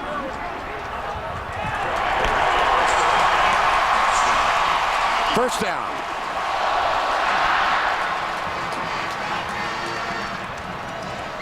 And that yellow line, of course, I've told you over the years, is unofficial. Nice quick count. Good strategy by Alabama. You see Auburn was still lining up, and they caught him in a quick count on the sneak. There it is right on top. You can see it. Good angle right in the crease. First down 10. Alabama. Big cushion out on Julio Jones out there. Hand off right tackle. Mark Ingram, number 22. Well, Julio Jones having a wonderful day today. 7 catches, 174. You can almost see it coming. We built this thing figuring it might happen, and it happened. Huh? The big receivers all across this league has given this Auburn defense problems. Second down 8. There's Julio Jones. Top of the screen, wide left. Ingram splits out wide right. Nico Thorpe has him. Little pass underneath to Richardson, who trips and falls and is down at the 10. And El Toro Freeman, number 21. was there to make sure he stayed down. Yeah, he beat Anthony Steen that time, the guard. Alabama screen game that is so good, and Freeman did a wonderful job of anticipating that screen and beating the guard to the spot. 3rd and 10. Well, we like to look at matchups in the secondary, but the matchup that's going to count is that guy right there. They have to figure out a way to slow him down. Alabama calls time. So they use one, facing 3rd and 10. We'll be right back.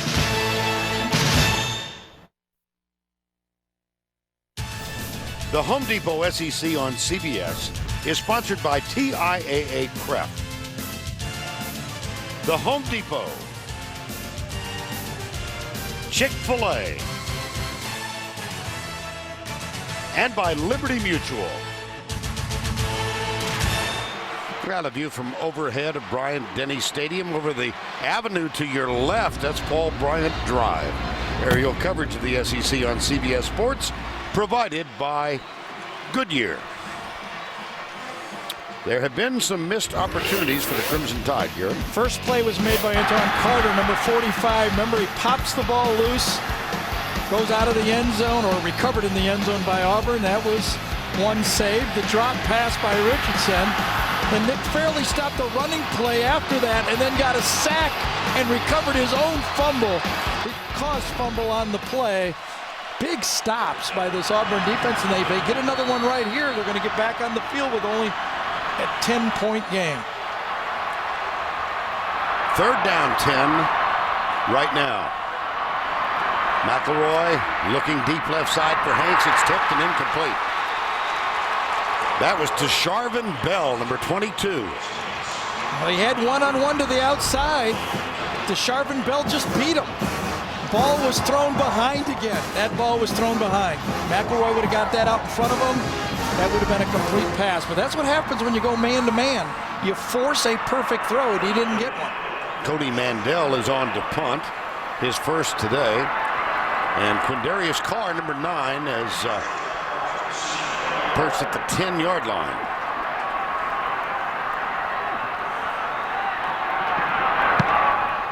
Nice and high, and a fair catch called by Carr at the 18-yard line. 32-yard punt, nothing on the return. And so, this game never ceases to amaze me. You stay in it, just keep chopping wood. Get back in the game, and Auburn is back in this football game. We'll be back in a moment.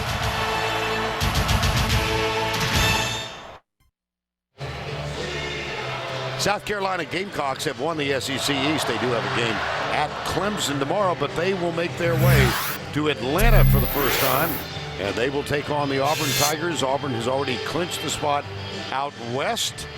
Auburn, South Carolina in Atlanta.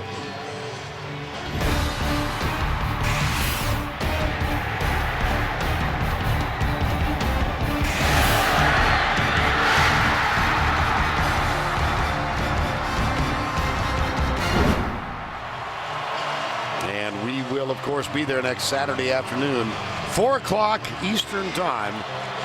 The Gamecocks in the SEC Championship game for the first time. Look forward to seeing Steve Spurrier along with Gene Chizik and the Auburn Tigers in the Georgia Dome. 24-14. Ontario McCaleb is alongside Camden into the secondary one of the few times today. And he's still not in positive yardage rushing the football. That's a 6-yard gain, but he's still -4 carrying because in college ball, for some reason, they insist on taking sacks off the rushing total. And Alabama's had 4 of them today. Yeah. They're the worst in the SEC in sacks. McCaleb going around the edge, get a block on the corner. And Barron forces him out of bounds, but it's an Auburn first down. And now, because of the 2 scores, this Auburn team can now run their entire offense. You get the passing game going, and all of a sudden, the fly sweep game and the run game goes. Cody Burns and Emery Blake, 2 wide receivers with key blocks to get McCaleb around the corner. First down, 10. They come left side. It's Michael Dyer forced inside by Courtney Upshaw. Well, Cam Newton. Yeah, he can't do it himself. In the first half, that defensive line and linebackers for Alabama seemed to find all of the gaps and defeated all of the blocks, but he's been coming on late. And he can throw the football. Second down, 9. That one tipped and incomplete. It was intended for Eric Smith, the H-back. Yeah, C.J. Mosley did a great job again. Right in the right spot.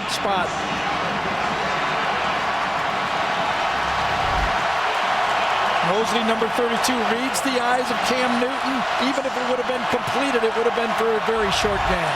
Third and 9.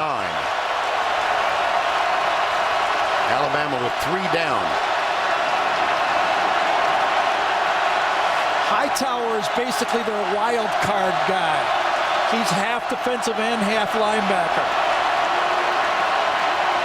And he comes. Newton chased. Heaves it. Incomplete for Darvin Adams. 4th down. Pressure inside.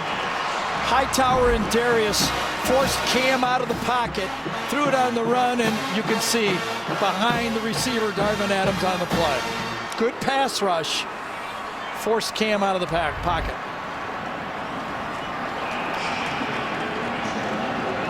Ryan Shoemaker on the punt.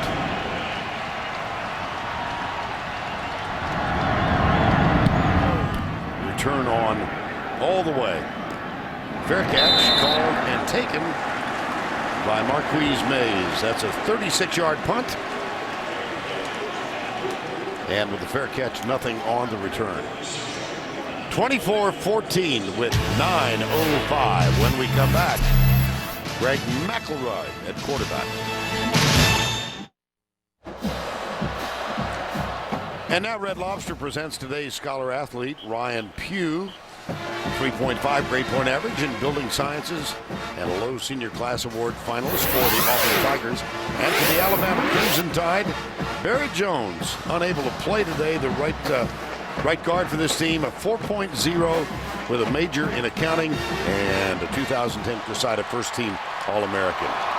Red Lobster's commitment to the investment of our future shown today by donating $1,000 to each school's general scholarship fund.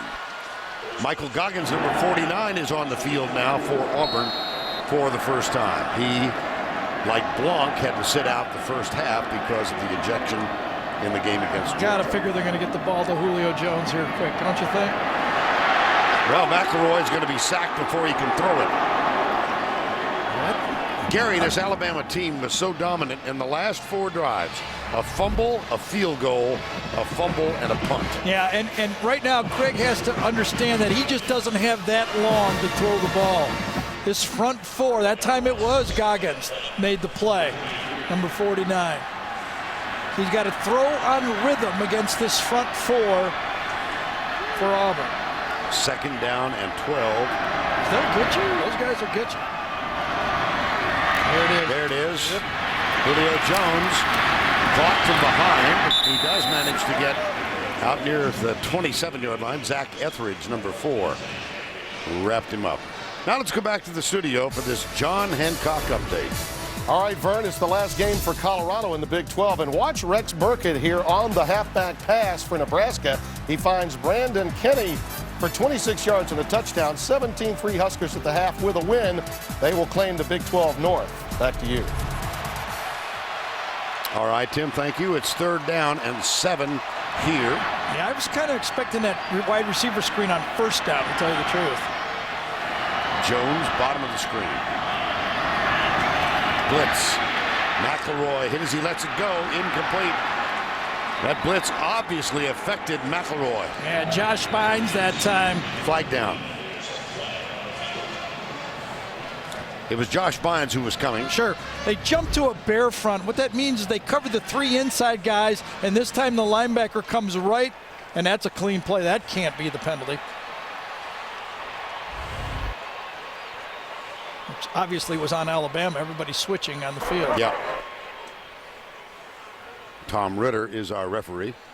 There's Josh Bynes, leading tackle. Ineligible player downfield on the offense. The tight end was covered up. A penalty is declined. 4th down. And so the Tigers will get it back. Bynes, middle linebacker for the Tigers, leading tackler on the team. And Cody Mandel will punt for the 2nd time. It's Quindarius Carr back to return it. He wears number 9 in white.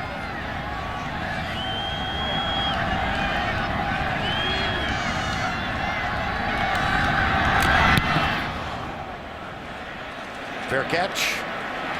Carr grabs it, 25-yard line.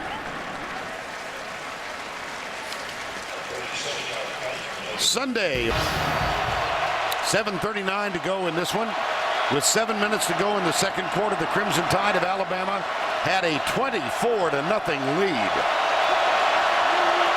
Second play of this half, Cam Newton hit Terrell Zachary with a 70-yard touchdown. Here's Newton into the secondary. Out to the 34, maybe the 35. Lester made the tackle. Well, this is the zone read keep off the fly sweep. Actually, it's a power play that time. Byron Isom just comes. It's a kick out all the way. But you will notice so far in this game, the Alabama secondary is tackling well. They're not giving up the missed tackle big plays. A couple bad pass plays. Yes. 2nd and 1.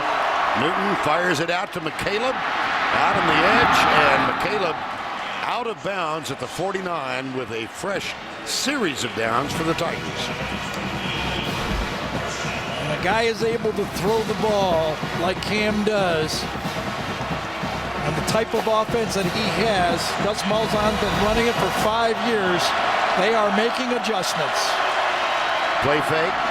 Newton cuts it up, gets a couple. He's across the 50 near the 48. There's Gus Malzahn.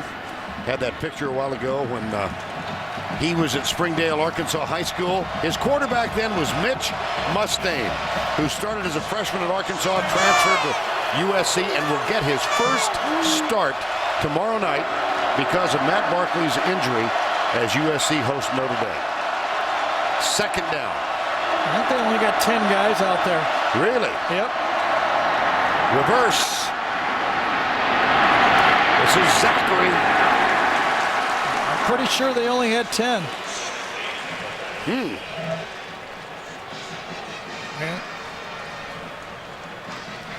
Flag is down.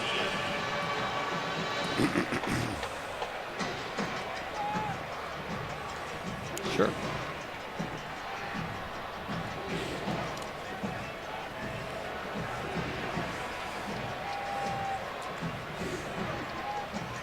I don't think having 10 is a penalty. No.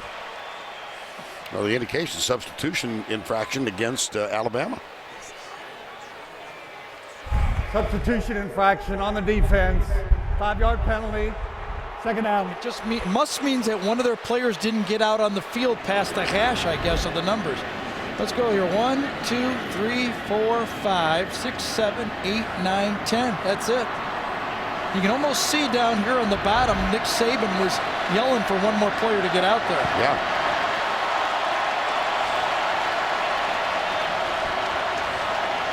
Well, they haven't moved the now they're moving the marker. Oh, and I think what happened is real late on the play, Will Lowry came out on the play. And that's what actually caused the penalty. If they would have just played with 10, they were okay. Handoff. McCaleb around the corner. And a 1st down at the Alabama 33-yard line. Read play. Key play, well blocked that time by Zimba. He's had some trouble pass blocking, but that time he did a good job on the run block. Lee Zimba again with the block, and here goes McKenna. He's got a lot of speed. Not a big guy, 170 pounds. Milner, number 28, makes the tackle. That's a gain of 20. Incredible. You watch his team, good block up front that time by Mike Berry, the left guard, gets it into the secondary. Another successful play, and you can see the speed up to hurry up offense now is starting to take effect.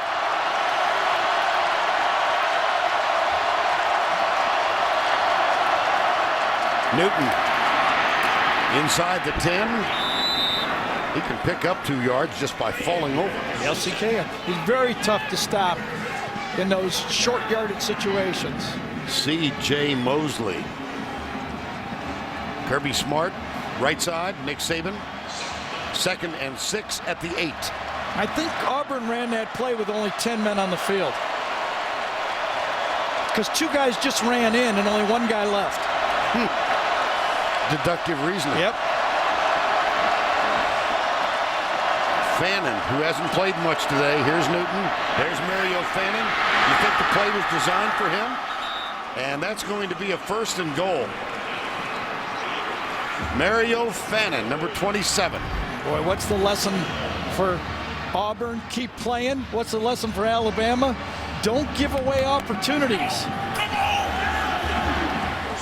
Auburn's got their offense going now. Well, we are getting set up for some kind of final quarter. 4:34 to go in the 3rd. Newton has it. Touchdown, Tigers.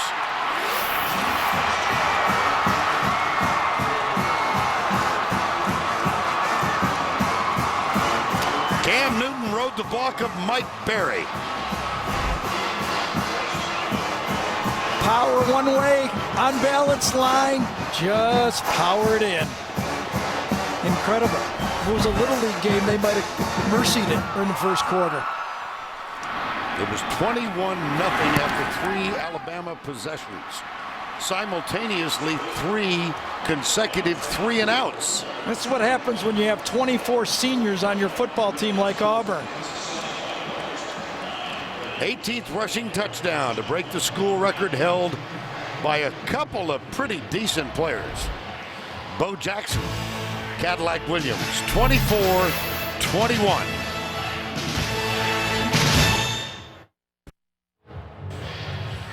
Kind of an animated conversation going on with Cam Newton and his coach, Gus Malzahn. 24-21, 4:25 to go. Bo Jackson in 85, Cam Newton in 10. Jackson, of course, a Heisman Trophy winner in 85, and Newton, the presumptive front runner this year. So much in terms of his aspirations for a Heisman and leading his team to a national title reside in the next 19 minutes on this football field. Julio Jones, Trent Richardson back to return it. Wes Byram will kick it off. In this situation, coaches I've had have always said, think players, not plays. They need to go to Mark Ingram, Julio Jones. 2 weeks ago, Byram had an onside kick against Georgia, not this time. It's kind of a squib, and it will go right between Richardson and Jones and will result in a touchback. Now let's go to Tim Brando for this Heisman Watch presented by Nissan. All right, Vern, Gary, Kellen Moore, one of the top 3, no doubt, in the Heisman balloting, one would think, will be showcasing his talents tonight against Nevada. And by the way, Gary, you and I will have a little conversation about their validity for a possible BCS championship tomorrow, okay, buddy?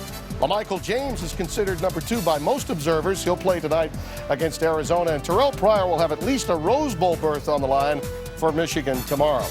Back to you guys. Your turn. I'm watching a lot of good football players out here, Tim. That's all I got to say. A lot of good football players. 1st down and 10. Alabama by 3. On 1st down, it's Richardson. Yes. Craig Stevens, number 46. Been through the wars, a senior. He was here when they lost 36-0. He was there last year when they almost took the championship away from Alabama. The Alabama offensive line that was dominating in the first half is no longer getting any push. 2nd down and 9. Preston Dial comes up tight to the right. Jones, top of the screen. McElroy back, fires it deep, tipped, incomplete. Yeah, he dropped it.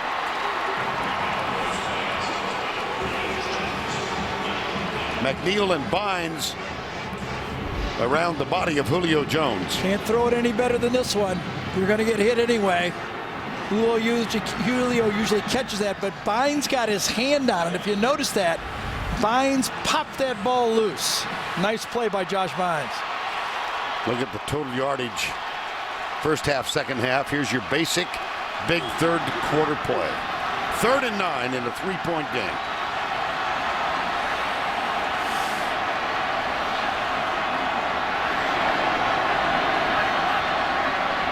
McElroy, little swing.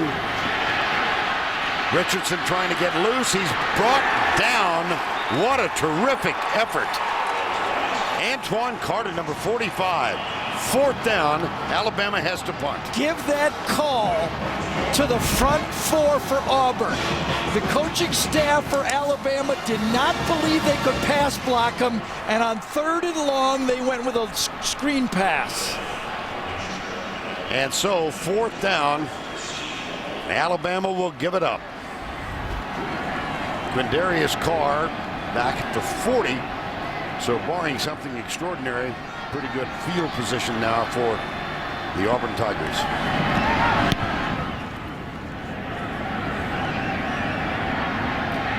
Whoa. No. It's loose. It's loose. Wow. What a decision by Carr. What was he thinking? Without a fair catch, the way that offense has been going. Oh, man.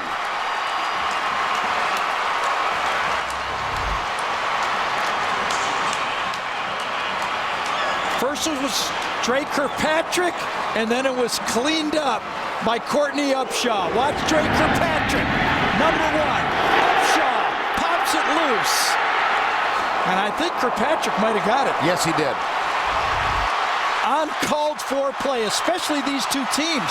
They're number 1 and number 3 in the country, not giving up returns. You almost know you got a fair catch. And he has made fair catches throughout. Here's McElroy in the first turnover of the game. Quickly, who do you think he might want to go to? Yep.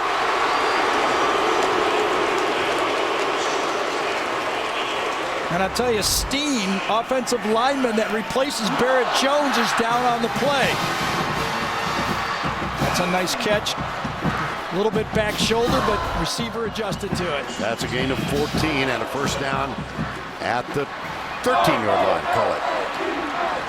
Quindarius Carr with the decision to return the punt.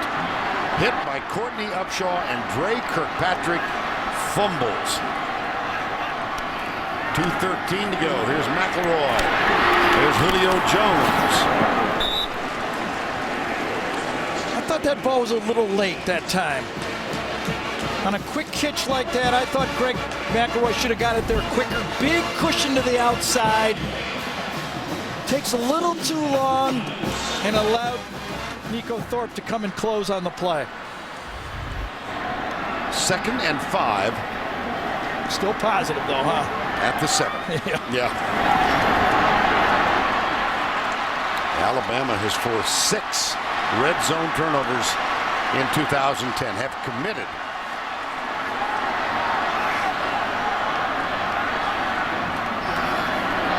McElroy. 3rd down. Tried to run a pick play that time, and even you saw Julio Jones saying you should have thrown it to the other guy. Julio tried to pick Josh Bynes on the play, and they were trying to go to Ingram. Watch Julio come down and try to pick right there for the linebacker. Ingram is run the wheel. Pick, and then kind of thought, I could say, he said, should have thrown it to my other shoulder if you were going to show it. See, throw it to my outside.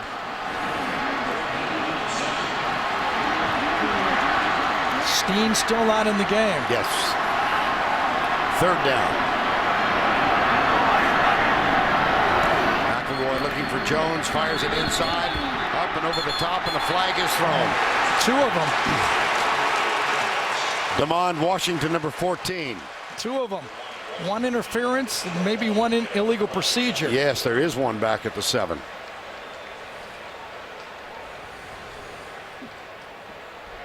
Prior to the snap, false start, 65, offense, So that- 5-yard penalty, remains, third down. That forces them to pick up the other flag now. It was actually no play. That's why it's not offsetting penalties. Watch it, left guard over here. I think that's where it happens. Just a little flinch. Yes, Yep. just before. Play is dead right there. No interference. Chase Warmack, that's a pre-snap call. Now McElroy hurries into the huddle. Could Auburn get another stop here?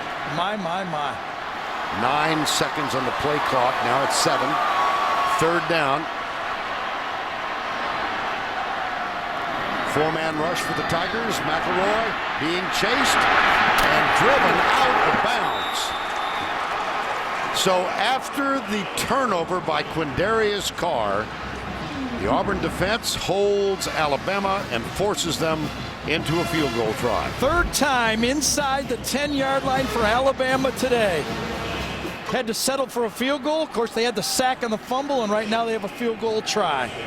Jeremy Shelley, who is the short field goal man for the Crimson Tide, is 1 of 1 today. This will be from 33 yards out.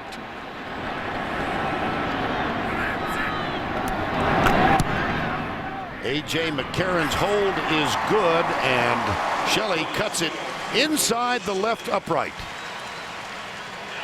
But Gene Chiswick's got to be a little happy, and Quindarius Carr slightly relieved. Absolutely.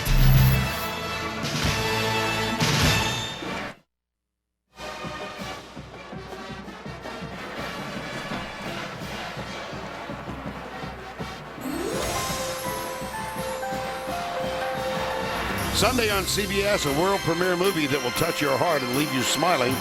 Hallmark Hall of Fame's November Christmas. Sunday, only CBS.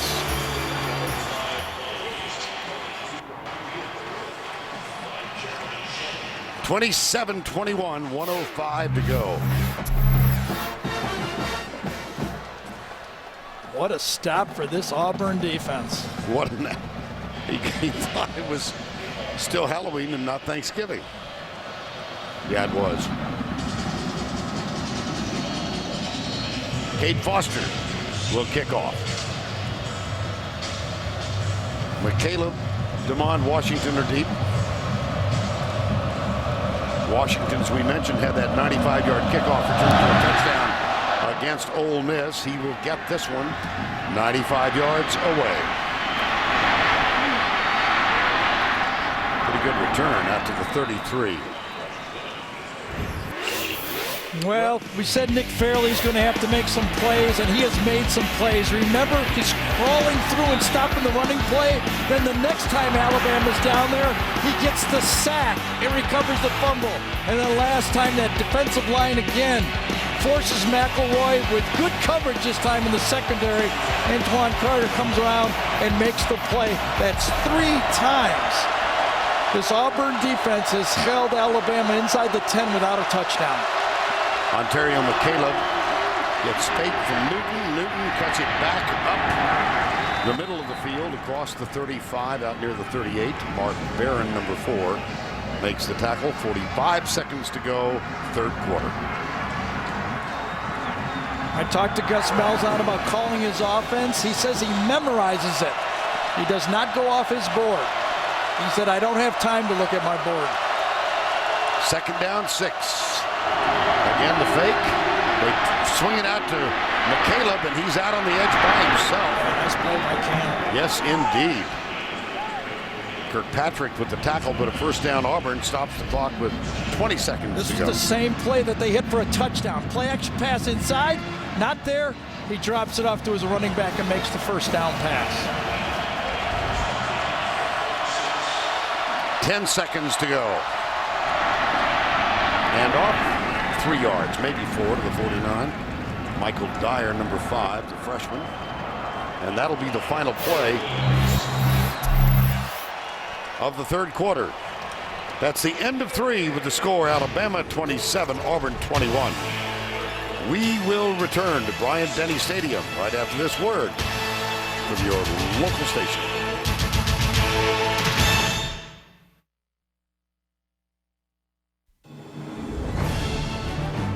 A 5.3-liter V8, an EPA estimated 21 highway miles per gallon, and 20-inch chrome-clad wheels will take you through a lot of rivers and plenty of woods.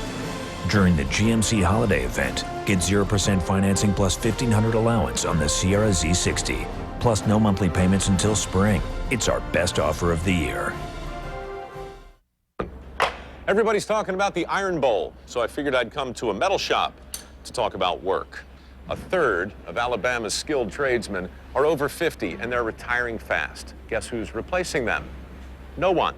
That means real opportunity for anybody willing to take the time to learn a skill or master a trade.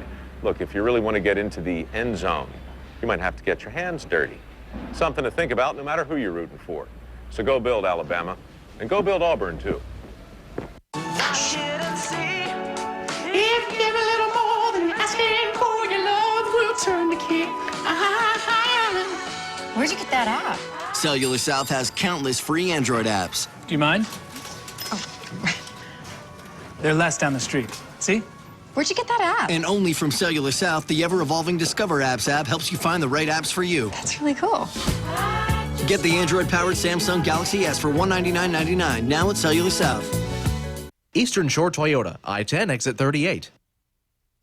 Welcome you back to Tuscaloosa and the 75th playing of the Iron Bowl. Auburn and Alabama, these two bitter in-state rivals. Alabama, the defending national champions, had a 24-0 lead. Auburn, undefeated, ranked second in the country and second in the BCS, has come back to trail by 6. Vern Lundquist, Gary Danielson, Tracy Wolfson, the Crimson Tide, and the Tigers. On 2nd and 7, the handoff right side. And McCaleb gets the handoff. It's going to be 3rd down. Well, we thought we might get something special. It looks like we're going to. This conference never ceases to show up every week in and week out. Well, they say the definition of a rivalry is when the fear of losing to your rival is more intense than the joy of winning the game. And I think this rivalry has shown that today. Neither one of these two teams want to step up there after this game and say, oh, no, I got to hear about this for a whole year. Newton left side. Good tackling. It sure was. That was D. Menzie. It's 4th down. I'll be surprised if Auburn doesn't punt this ball the way their defense has been playing in the second half.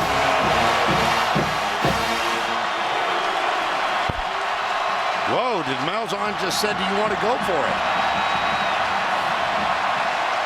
4th and 3.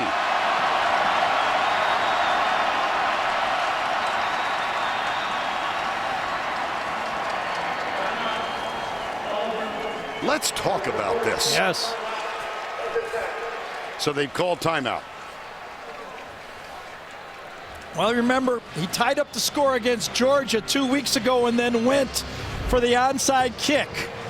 They're having a discussion. Did you pick up 3 yards? You better have a good play. And now it's time for our Geico game recap. Alabama opened quickly. Here was McElroy handing off to Mark Ingram, who skipped in untouched, 7-0. Alabama next possession. McElroy, Julio Jones, 68 yards, 14-0. Alabama, McElroy, who hit a career high of 335 in the first half, finds Darius Hanks, 21-0. Shelley made it 24-0 with this 20-yard field goal. And then Auburn began this tenacious comeback. First, Blake with a touchdown.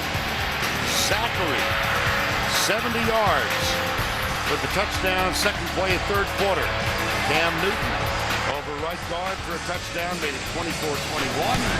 Shelley kicks the field goal from 32, and that's where we stand, 27-21.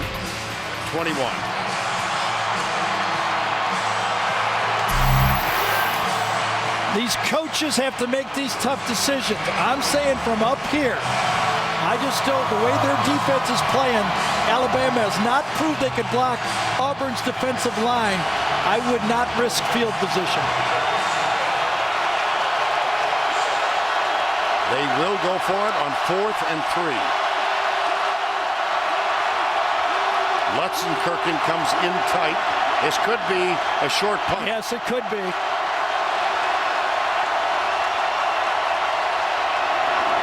No. Got it! Darvin Adams. Oh my goodness. They did the same thing in a game that we did. It was either LSU or Georgia game, a very similar play. Pulled him in like that, and he missed the pass. Just like that. This time he delivers it. First down after the 4th and 3. Play fake. Newton looks for a block from McCaleb, gets a little bit of one, and is out of bounds with another first down. 4th and 3.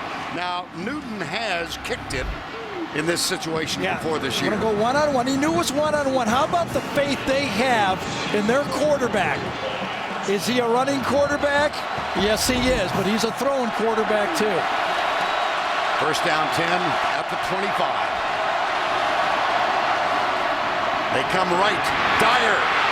Lot of room, out of bounds, inside the 15.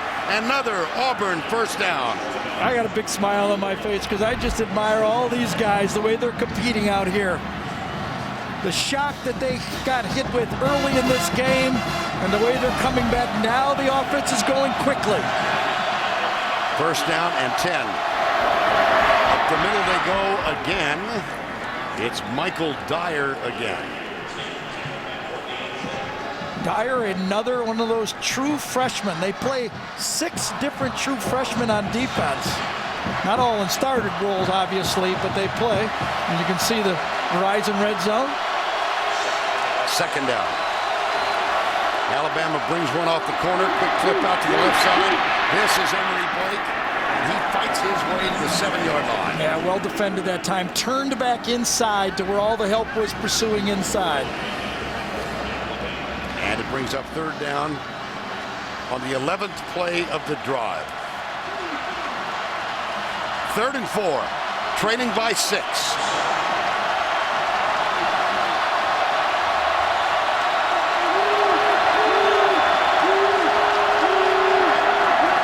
Newton back to throw under some pressure, pulls up, has his man open, caught, Lutzenkirchen. Auburn has claimed a tie in the ball game. How about that?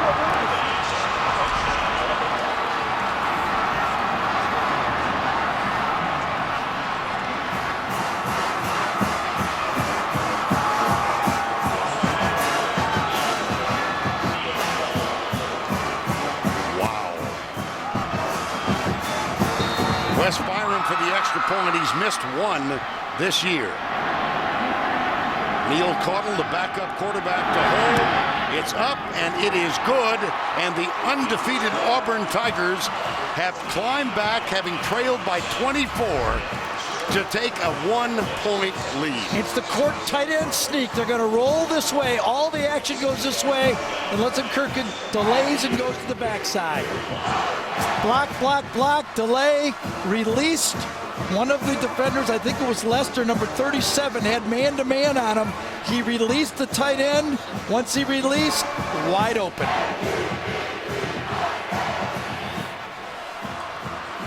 Lutzenkirchen.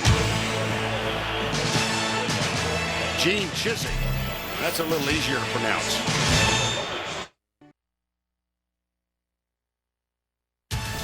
The Home Depot SEC on CBS is sponsored by New York Life Insurance Company, LG, Sonic, and by Jared the Jeweler. I know that we're in Tuscaloosa, but you could say the sun is shining in Auburn right now. Aerial coverage of the SEC on CBS provided by Goodyear. 24 down, and Auburn has climbed back into the lead. It's not the first time they've come from a deficit. Mississippi State stopped at midfield on the final drive. They won by 3. Clemson missed a 32-yard field goal in overtime. They defeated them by 3. South Carolina trailed by 6 in the fourth quarter, wound up winning 35-27. West Byram, as time expired, they defeated Kentucky 37-34. Trailed by 6 in the fourth against Arkansas, scored 28 unanswered. And here they were down by 24, 7 minutes to go in the first half. And the sun is shining on some of those Auburn fans up there in the upper deck. Yes, it is. Oh my gosh. Isn't that an omen? Well, there is no such thing as omens in football. You got to block and tackle. Now it's Alabama's turn.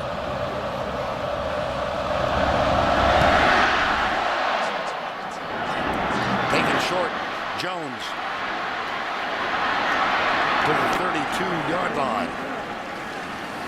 Well, some of the Auburn fans, you don't get the best seats here, but look at that. Look at that. That's the Auburn section. Omens. Well, 28-27. Alabama, the last 4 possessions, punt, punt, punt, and a field goal. Well, you get inside the 10-yard line 3 times, you come out with 2 field goals. That's going to come back and haunt you, and it has. McElroy. And off, left side, Richardson. Breaks the tackle, and he is down at the 38-yard line. And let's go down to Tracy Wilson. Well, guys, after that kickoff return, Julio Jones came to the bench limping. They are looking at his right knee right now. Any more information, I'll pass it on. At the end of the kickoff return, Gary, see if you can see what might have happened. Looked like he caught a kind of a kick. A spinning Auburn player gets spun into him. See that? His right heel kicks him right in above the knee. Maybe a thigh bruise. Second down, 3. Richardson, right side. That's a first down, Alabama. Say what you want about some of the deficiencies in the Auburn secondary. Their rush defense has been solid all year. And again, this defense for Auburn has stepped up in the second half and pretty much, as the graphic showed you, has put stops up there. Fairley, Clayton, Ted Roof, the defensive coordinator. Of course, his head coach is a great defensive coordinator. When in 2004, he was the defensive coordinator when Auburn went undefeated. McElroy back. Flushed, shoves it out. Richardson has it. Denied the first down, but a nice positive play. Yeah, but I think he might have got Greg McElroy tweaked just a bit on the play. He was very close to the line of scrimmage. Good coverage downfield. Comes forward, yes, had his foot behind. Oh, wow. Yep. El Toro Freeman. Yeah, Julio Jones still on the bench. Yeah. Second down, 1. Alabama trailing by 1. 9:50 to go. Richardson going right. Close for the first down. Might be another reason why Alabama is forced to run the ball here. Darius Hanks and Julio Jones, number 15 and number 8, 2 of the top 3 receivers on the bench for Alabama. Darius Hanks, Julio Jones.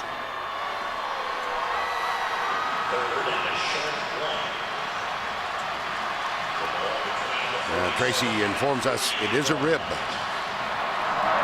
Third down, less than a foot, it would appear. It's funny, they've gone completely with Trent Richardson in this drive, too, so far.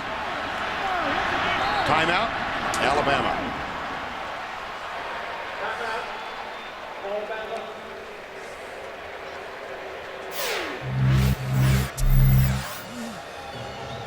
Exactly 9 to go. It's 28-27. Auburn.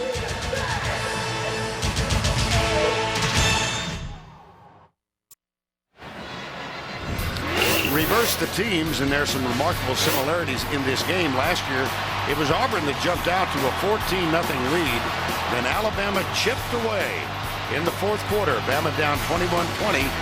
Greg McElroy led the Tide on a 15-play, 79-yard touchdown drive, capped by this toss to Roy Upchurch. That kept Alabama undefeated. They won the SEC in the battle with Florida and then the national championship. Well, here we have Cam Newton's Auburn team having clawed back to claim the lead once down by 24. There's a flag down. If the play stands, it appears he has the first down. It appears that he does. But illegal shift.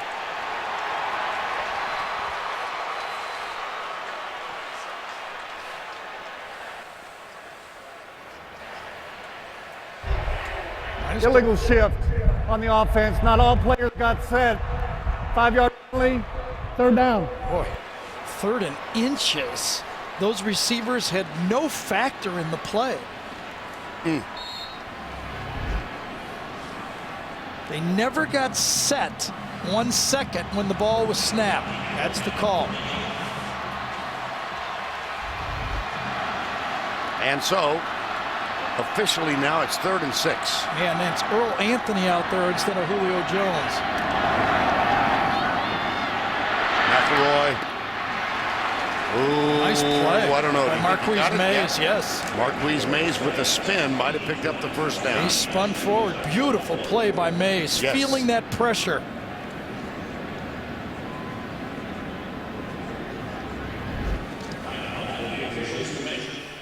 Chain will come out. Double rub play. Tight ends on one side. Anthony comes across the other way. Rub the other way. Just inches. Whoa.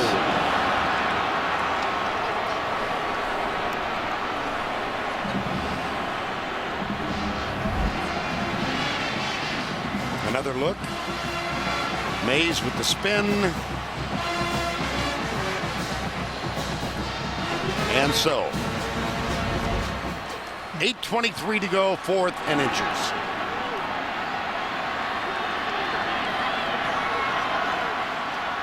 Obviously, twice they've run quarterback sneaks. Get down and get low. You see Gene. Get down, get ready, he said, because they quick snapped it.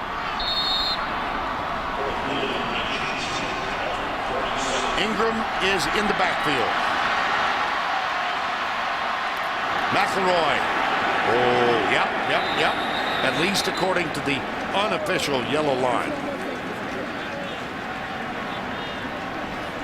Now, El Toro Freeman has the ball in his hands, but there was no indication of a fumble down in the pile. Josh Bynes is arguing, I think, with the spot.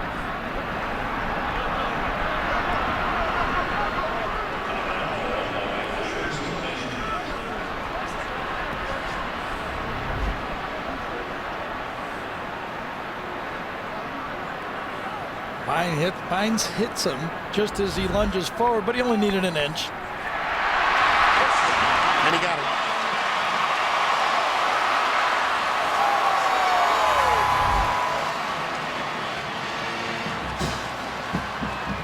Gene Chiswick. He said the ball came out. First down 10, 8:08 to go. I do have to admire the incredible job Gene Chiswick has done with this football team. All of the distractions, all of the pressure. Down on the road to Alabama when his team fought back. Toss. Left side, Ingram. Whoa. Put it on the ground again. It's down. Alabama recovers. So Mark Ingram, having put it on the ground twice in his career, prior to today has put it on the ground 3 times. Yeah, this one might have been caused by him hitting the ground, though, and it probably would have been forward progress right there and not been called a fumble. 2nd and 6. Ingram, who had 30 yards in last year's win, has 30 yards in today's game in which they trail by 1.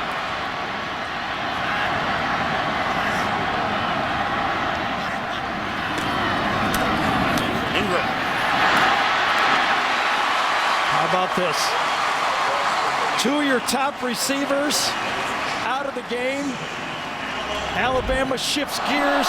They run the ball behind James Carpenter, number 77. Warmack, number 65, pulls around. Carpenter, who started every game of his career since he came to Alabama as a junior college player, was put in at left tackle. He's been there ever since. Darius Hanks, Julio Jones still on the bench. Marquise Mays and Earl Alexander are the wideouts. Ingram, the running back, behind McElroy. It'll be Ingram again. They'll work the edge, and Ingram is in trouble. Dropped at the 37. He lost yardage. Nico Thorpe, number 15, with the tackle. Yeah, I think Ontario Freeman, though, number 21, did a great job coming in there on the first to stop it also, Vern. Watch Freeman come inside, cause the stop, and then it's cleaned up by Thorpe. Good defense. 6:10 to go. 2nd and 12. Remember last year, Auburn, as Vern showed you that highlight, led by 1 point, 21-20. When Alabama made that drive. They're not going to be able to kill the whole clock on this drive, it doesn't look like, though. 2 wides, wide right. Here's McElroy. Deep and incomplete. Kevin Norwood is the intended receiver. No flag. Yeah, the ball was thrown behind. I think it was Earl Anthony that time. Was it Anthony? No, that's Kevin Harwood. Oh, Kevin Harwood. Thank you, Vern. Ball was behind. They're not going to call interference on that play. 3rd and 12. Well, 5:45 to go. The longest field goal made by Alabama this year, 49 yards. That's Cade Foster. Shelley, the other kicker, has made one from 42. They're well outside that range right now.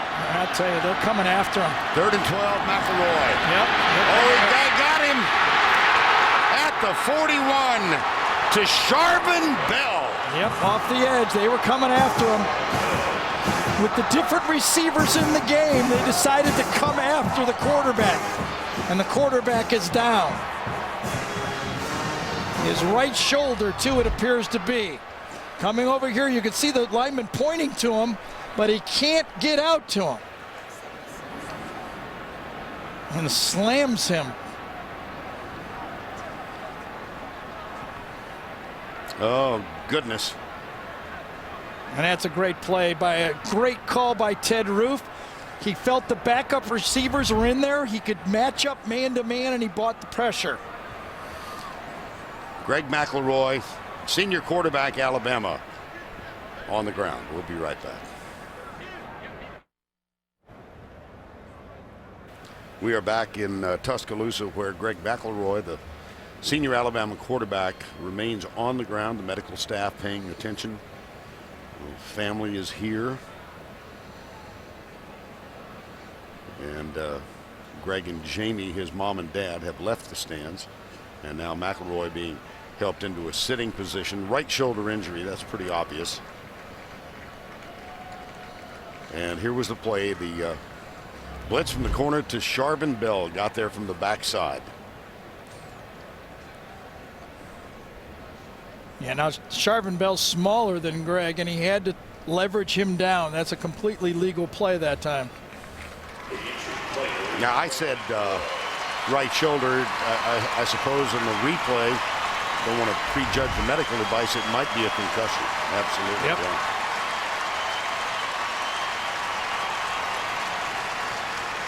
Matter of fact, it looks more like that's what it is. Doesn't it? Yeah, it sure does. Well, they take the motorized stretcher off the field, and Greg McElroy is able to walk back almost without assistance. A.J. McCarron is the backup, a redshirt freshman. McElroy will continue to get assistance. It's 4th down and 16. McElroy, who hit his first 12 passes in this game, is on the bench now, having hit a career high of 374. And Auburn very late getting out on the field. Now remember, Alabama substituted, so Auburn has an opportunity to substitute. That's why the official was standing over the ball.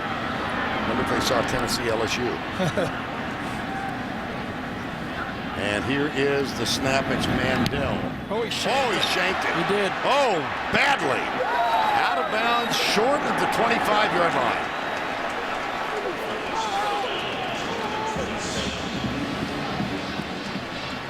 Thirteen-yard punt. McElroy getting medical attention. This punt didn't even make a first down, did it? No. Well, this Alabama defense is going to have to step up now. Auburn's got 4 seniors on the offensive line, and the Alabama defense that couldn't make a play against South Carolina to win it, couldn't make a play against LSU to win it. Can they stop Auburn? 5:18 to go, 1st and 10. Auburn by 1. Eric Smith is the H-back, number 32. Here's Newton, quarterback draw, and he gets 1 or 2. Let's get more on Greg McElroy. Here's Tracy Wilson. Well, guys, he's on the bench right now, and he looks completely out of it, and that's exactly what they were checking for, a concussion. And I think it's safe to say that A.J. McCarron is going to have to finish this game for Alabama, guys. Little wan smile from Greg McElroy. Yeah, if he can get back in the game. Remember Auburn's drive against Kentucky. They took off the rest of the clock and kicked the field goal to win it. That was a 19-play drive, and they got a West Byron field goal at the end to win by 3. 2nd down and 8. Ryan Pugh snaps it back. Newton looks for running room, gets a block in the corner, but he only gets 3 yards. C.J. Mosley, number 32, the freshman, up there to make the stop. 4:20 to go, 3rd and 5. And remember, if McCarron plays, at least from the last series, he didn't have Julio Jones and he didn't have Darius Hanks. 3rd down, 5, 4:05 to go. Newton for the day, now 35 yards on 19 carries. He's thrown for 216.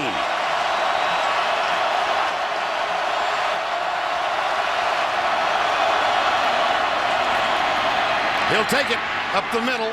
Yes, he did.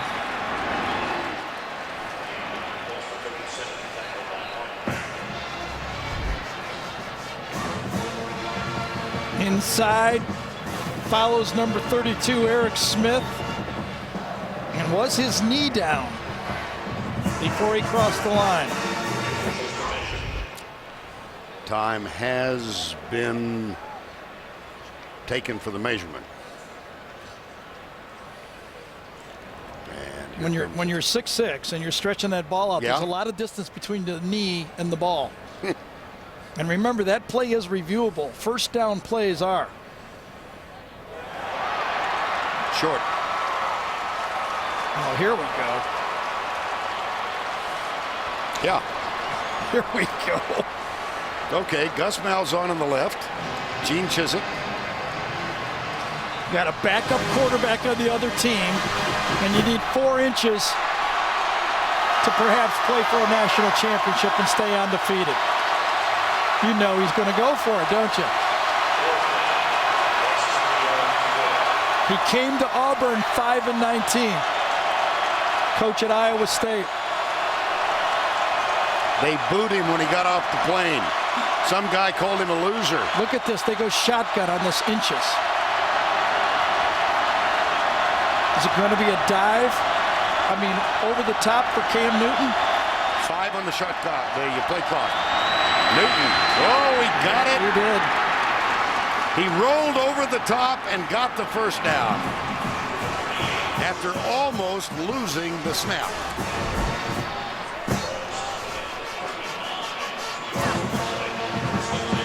Oh, brother.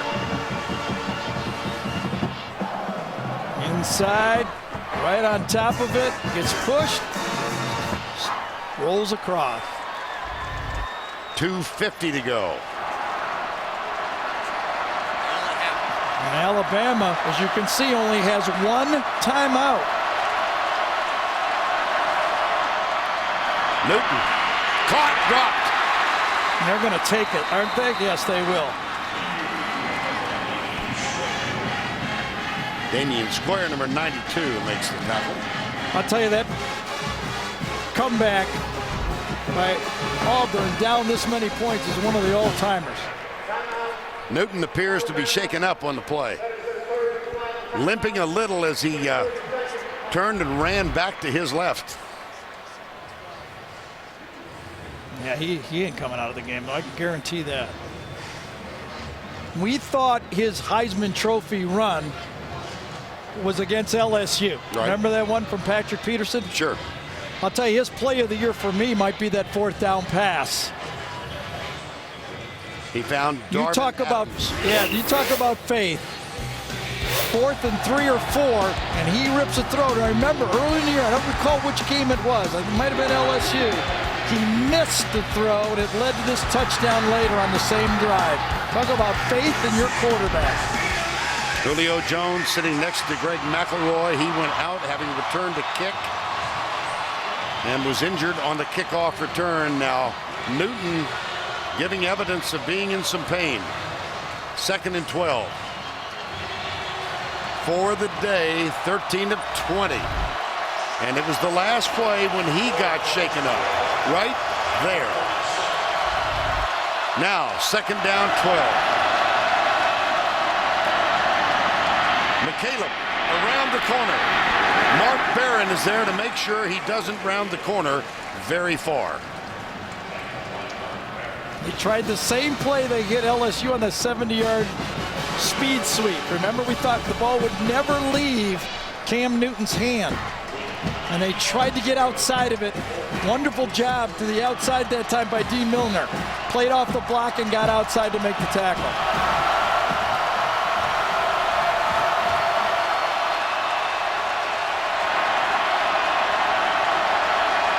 Third down, 9. A 1-point game. An undefeated Auburn team. And here comes Alabama. They are coming. They got the bear look. They're coming. 5 strong. Delay a game. Delay a game. What did they call timeout? Prior to the delay of game foul, we had a timeout pulled by Auburn. That is their second charge timeout. They got the timeout. This will be a 30-second timeout.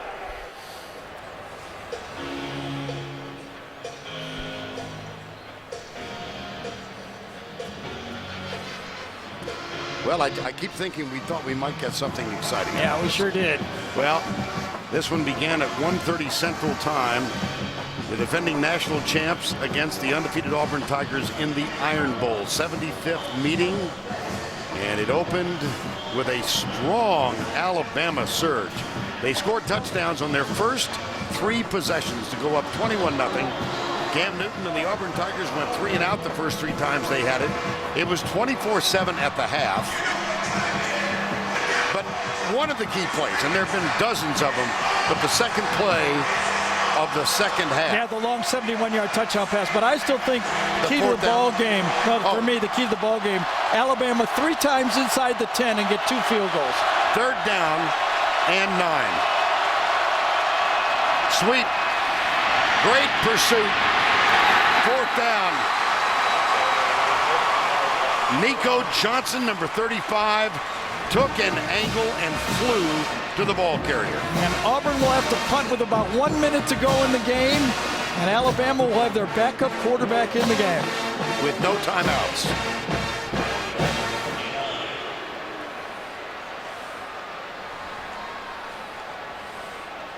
Marquise Mays inside the 20. Ryan Shoemaker. And the punting game has not been a strength of Auburn this year. Mays had an 81-yarder wiped out by a penalty a couple of weeks ago. And this one is whistled dead prior to the snap. Auburn is their 3rd and final timeout. It will be a 30-second timeout.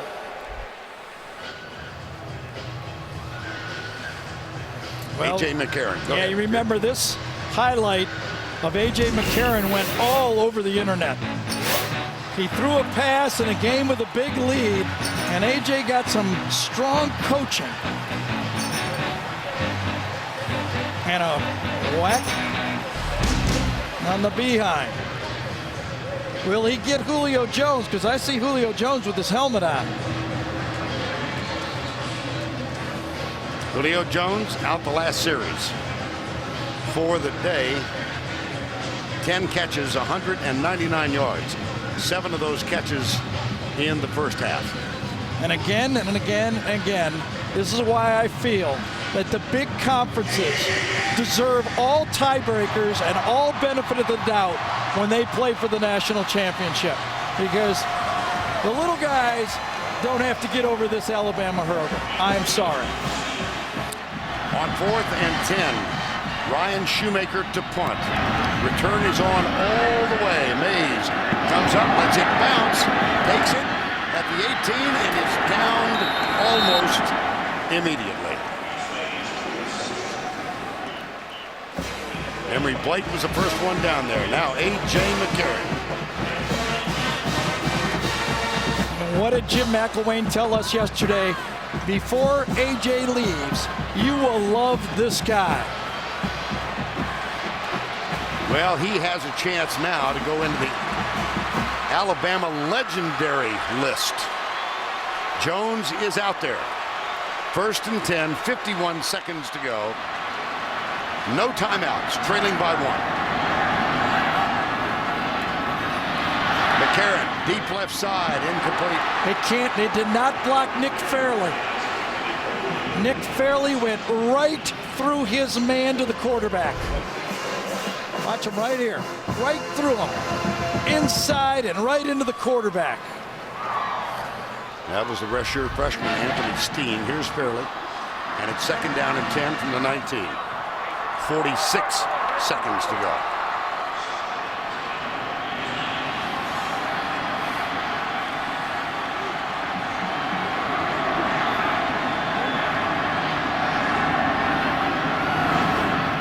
McCarron, deep right side, intercepted. No, it's dropped. I beg your pardon. I thought Desharvin Bell had it in his hands. Can't get one any easier than that.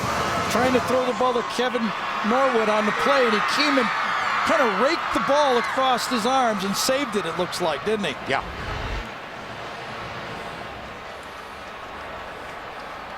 Third down. I tell you, if you're the quarterback, in your head, and you just don't know, you don't have much time to throw it. That rush is coming. McCarron back, steps up, across the middle, dropped again. Kevin Norwood, number 83. It'll be 4th down and 10.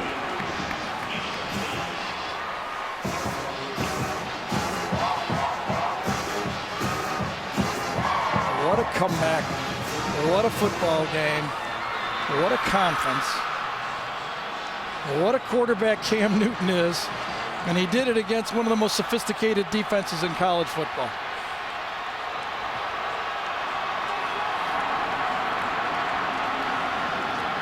Fourth and 10, 35 seconds remaining.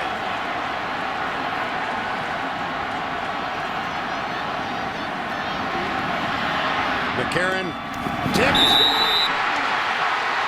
No flags. Nico Thorpe. Auburn will win. How do you do? Good coverage. Ball to the outside, and if he caught it, might even been close to the first down. What a comeback. One for the ages. Considering everything that's going on around this program, Vern, can you really believe the focus this guy's had? How sweet it is. Extraordinary. Again, allegations are still out there. No further developments on his personal story nor that of his father. And in the face of all of the turmoil, He leads his team from 24 down to a 28-27 victory in the Iron Bowl.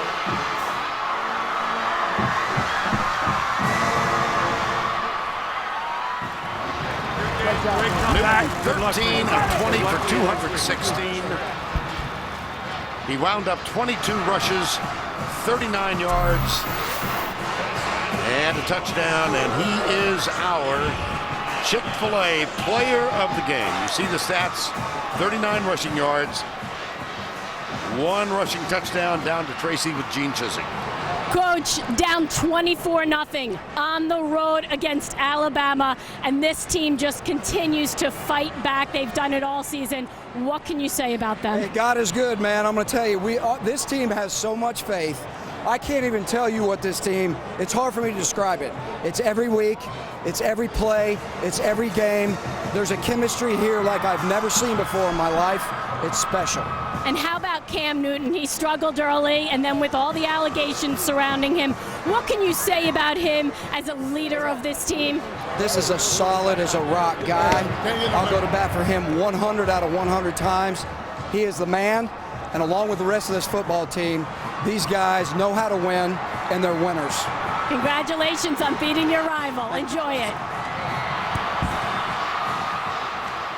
This has become a familiar scene, has it not? Lee Zimba, his 50th start. Congratulations to him. Cam Newton celebrating with the Auburn fans. They will go into the SEC championship game quiet as mice. For Tracy Wolfson, Gary Danielson, Vern Lundquist, our entire crowd, good night from Tuscaloosa.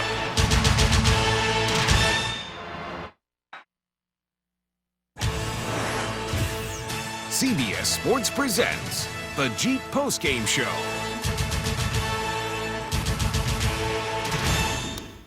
Just another Friday after Thanksgiving. Welcome to the Jeep Postgame Show. Tim Brando in New York. A reminder, tonight on CBS begins with CSI New York, followed by back-to-back episodes of Blue Bloods, plus David Letterman after your local news. That's all coming up, only CBS. In the game you just saw, Auburn escapes Tuscaloosa with an incredible 28-27 win. Now we're going to take you out to Tracy Wolfson, who spoke to Lee Zimba of Auburn just moments ago. Congratulations, Lee, for you as a senior and for the rest of these seniors to beat your rival, Alabama, on the road in this fashion. What does that mean? Yeah, it's unbelievable. I'm just so proud of these guys. You can see how resilient they are. You know, they never get down. They're always going to battle to the very end, and you couldn't ask to be on a part of a better football team. What was said in that locker room when you went in there down by that much? One series at a time. That's what was our goal. We couldn't look at the scoreboard. We just had to do our best on each series, and eventually we catch up. For you, an up and down career here in Auburn for this team and for the program. So to come away with this victory, where does this one stand? It's up there. It's up there with the best of them, and I'm just again, I'm so proud of our guys and our coaching staff. It's amazing. Congratulations on a tremendous career.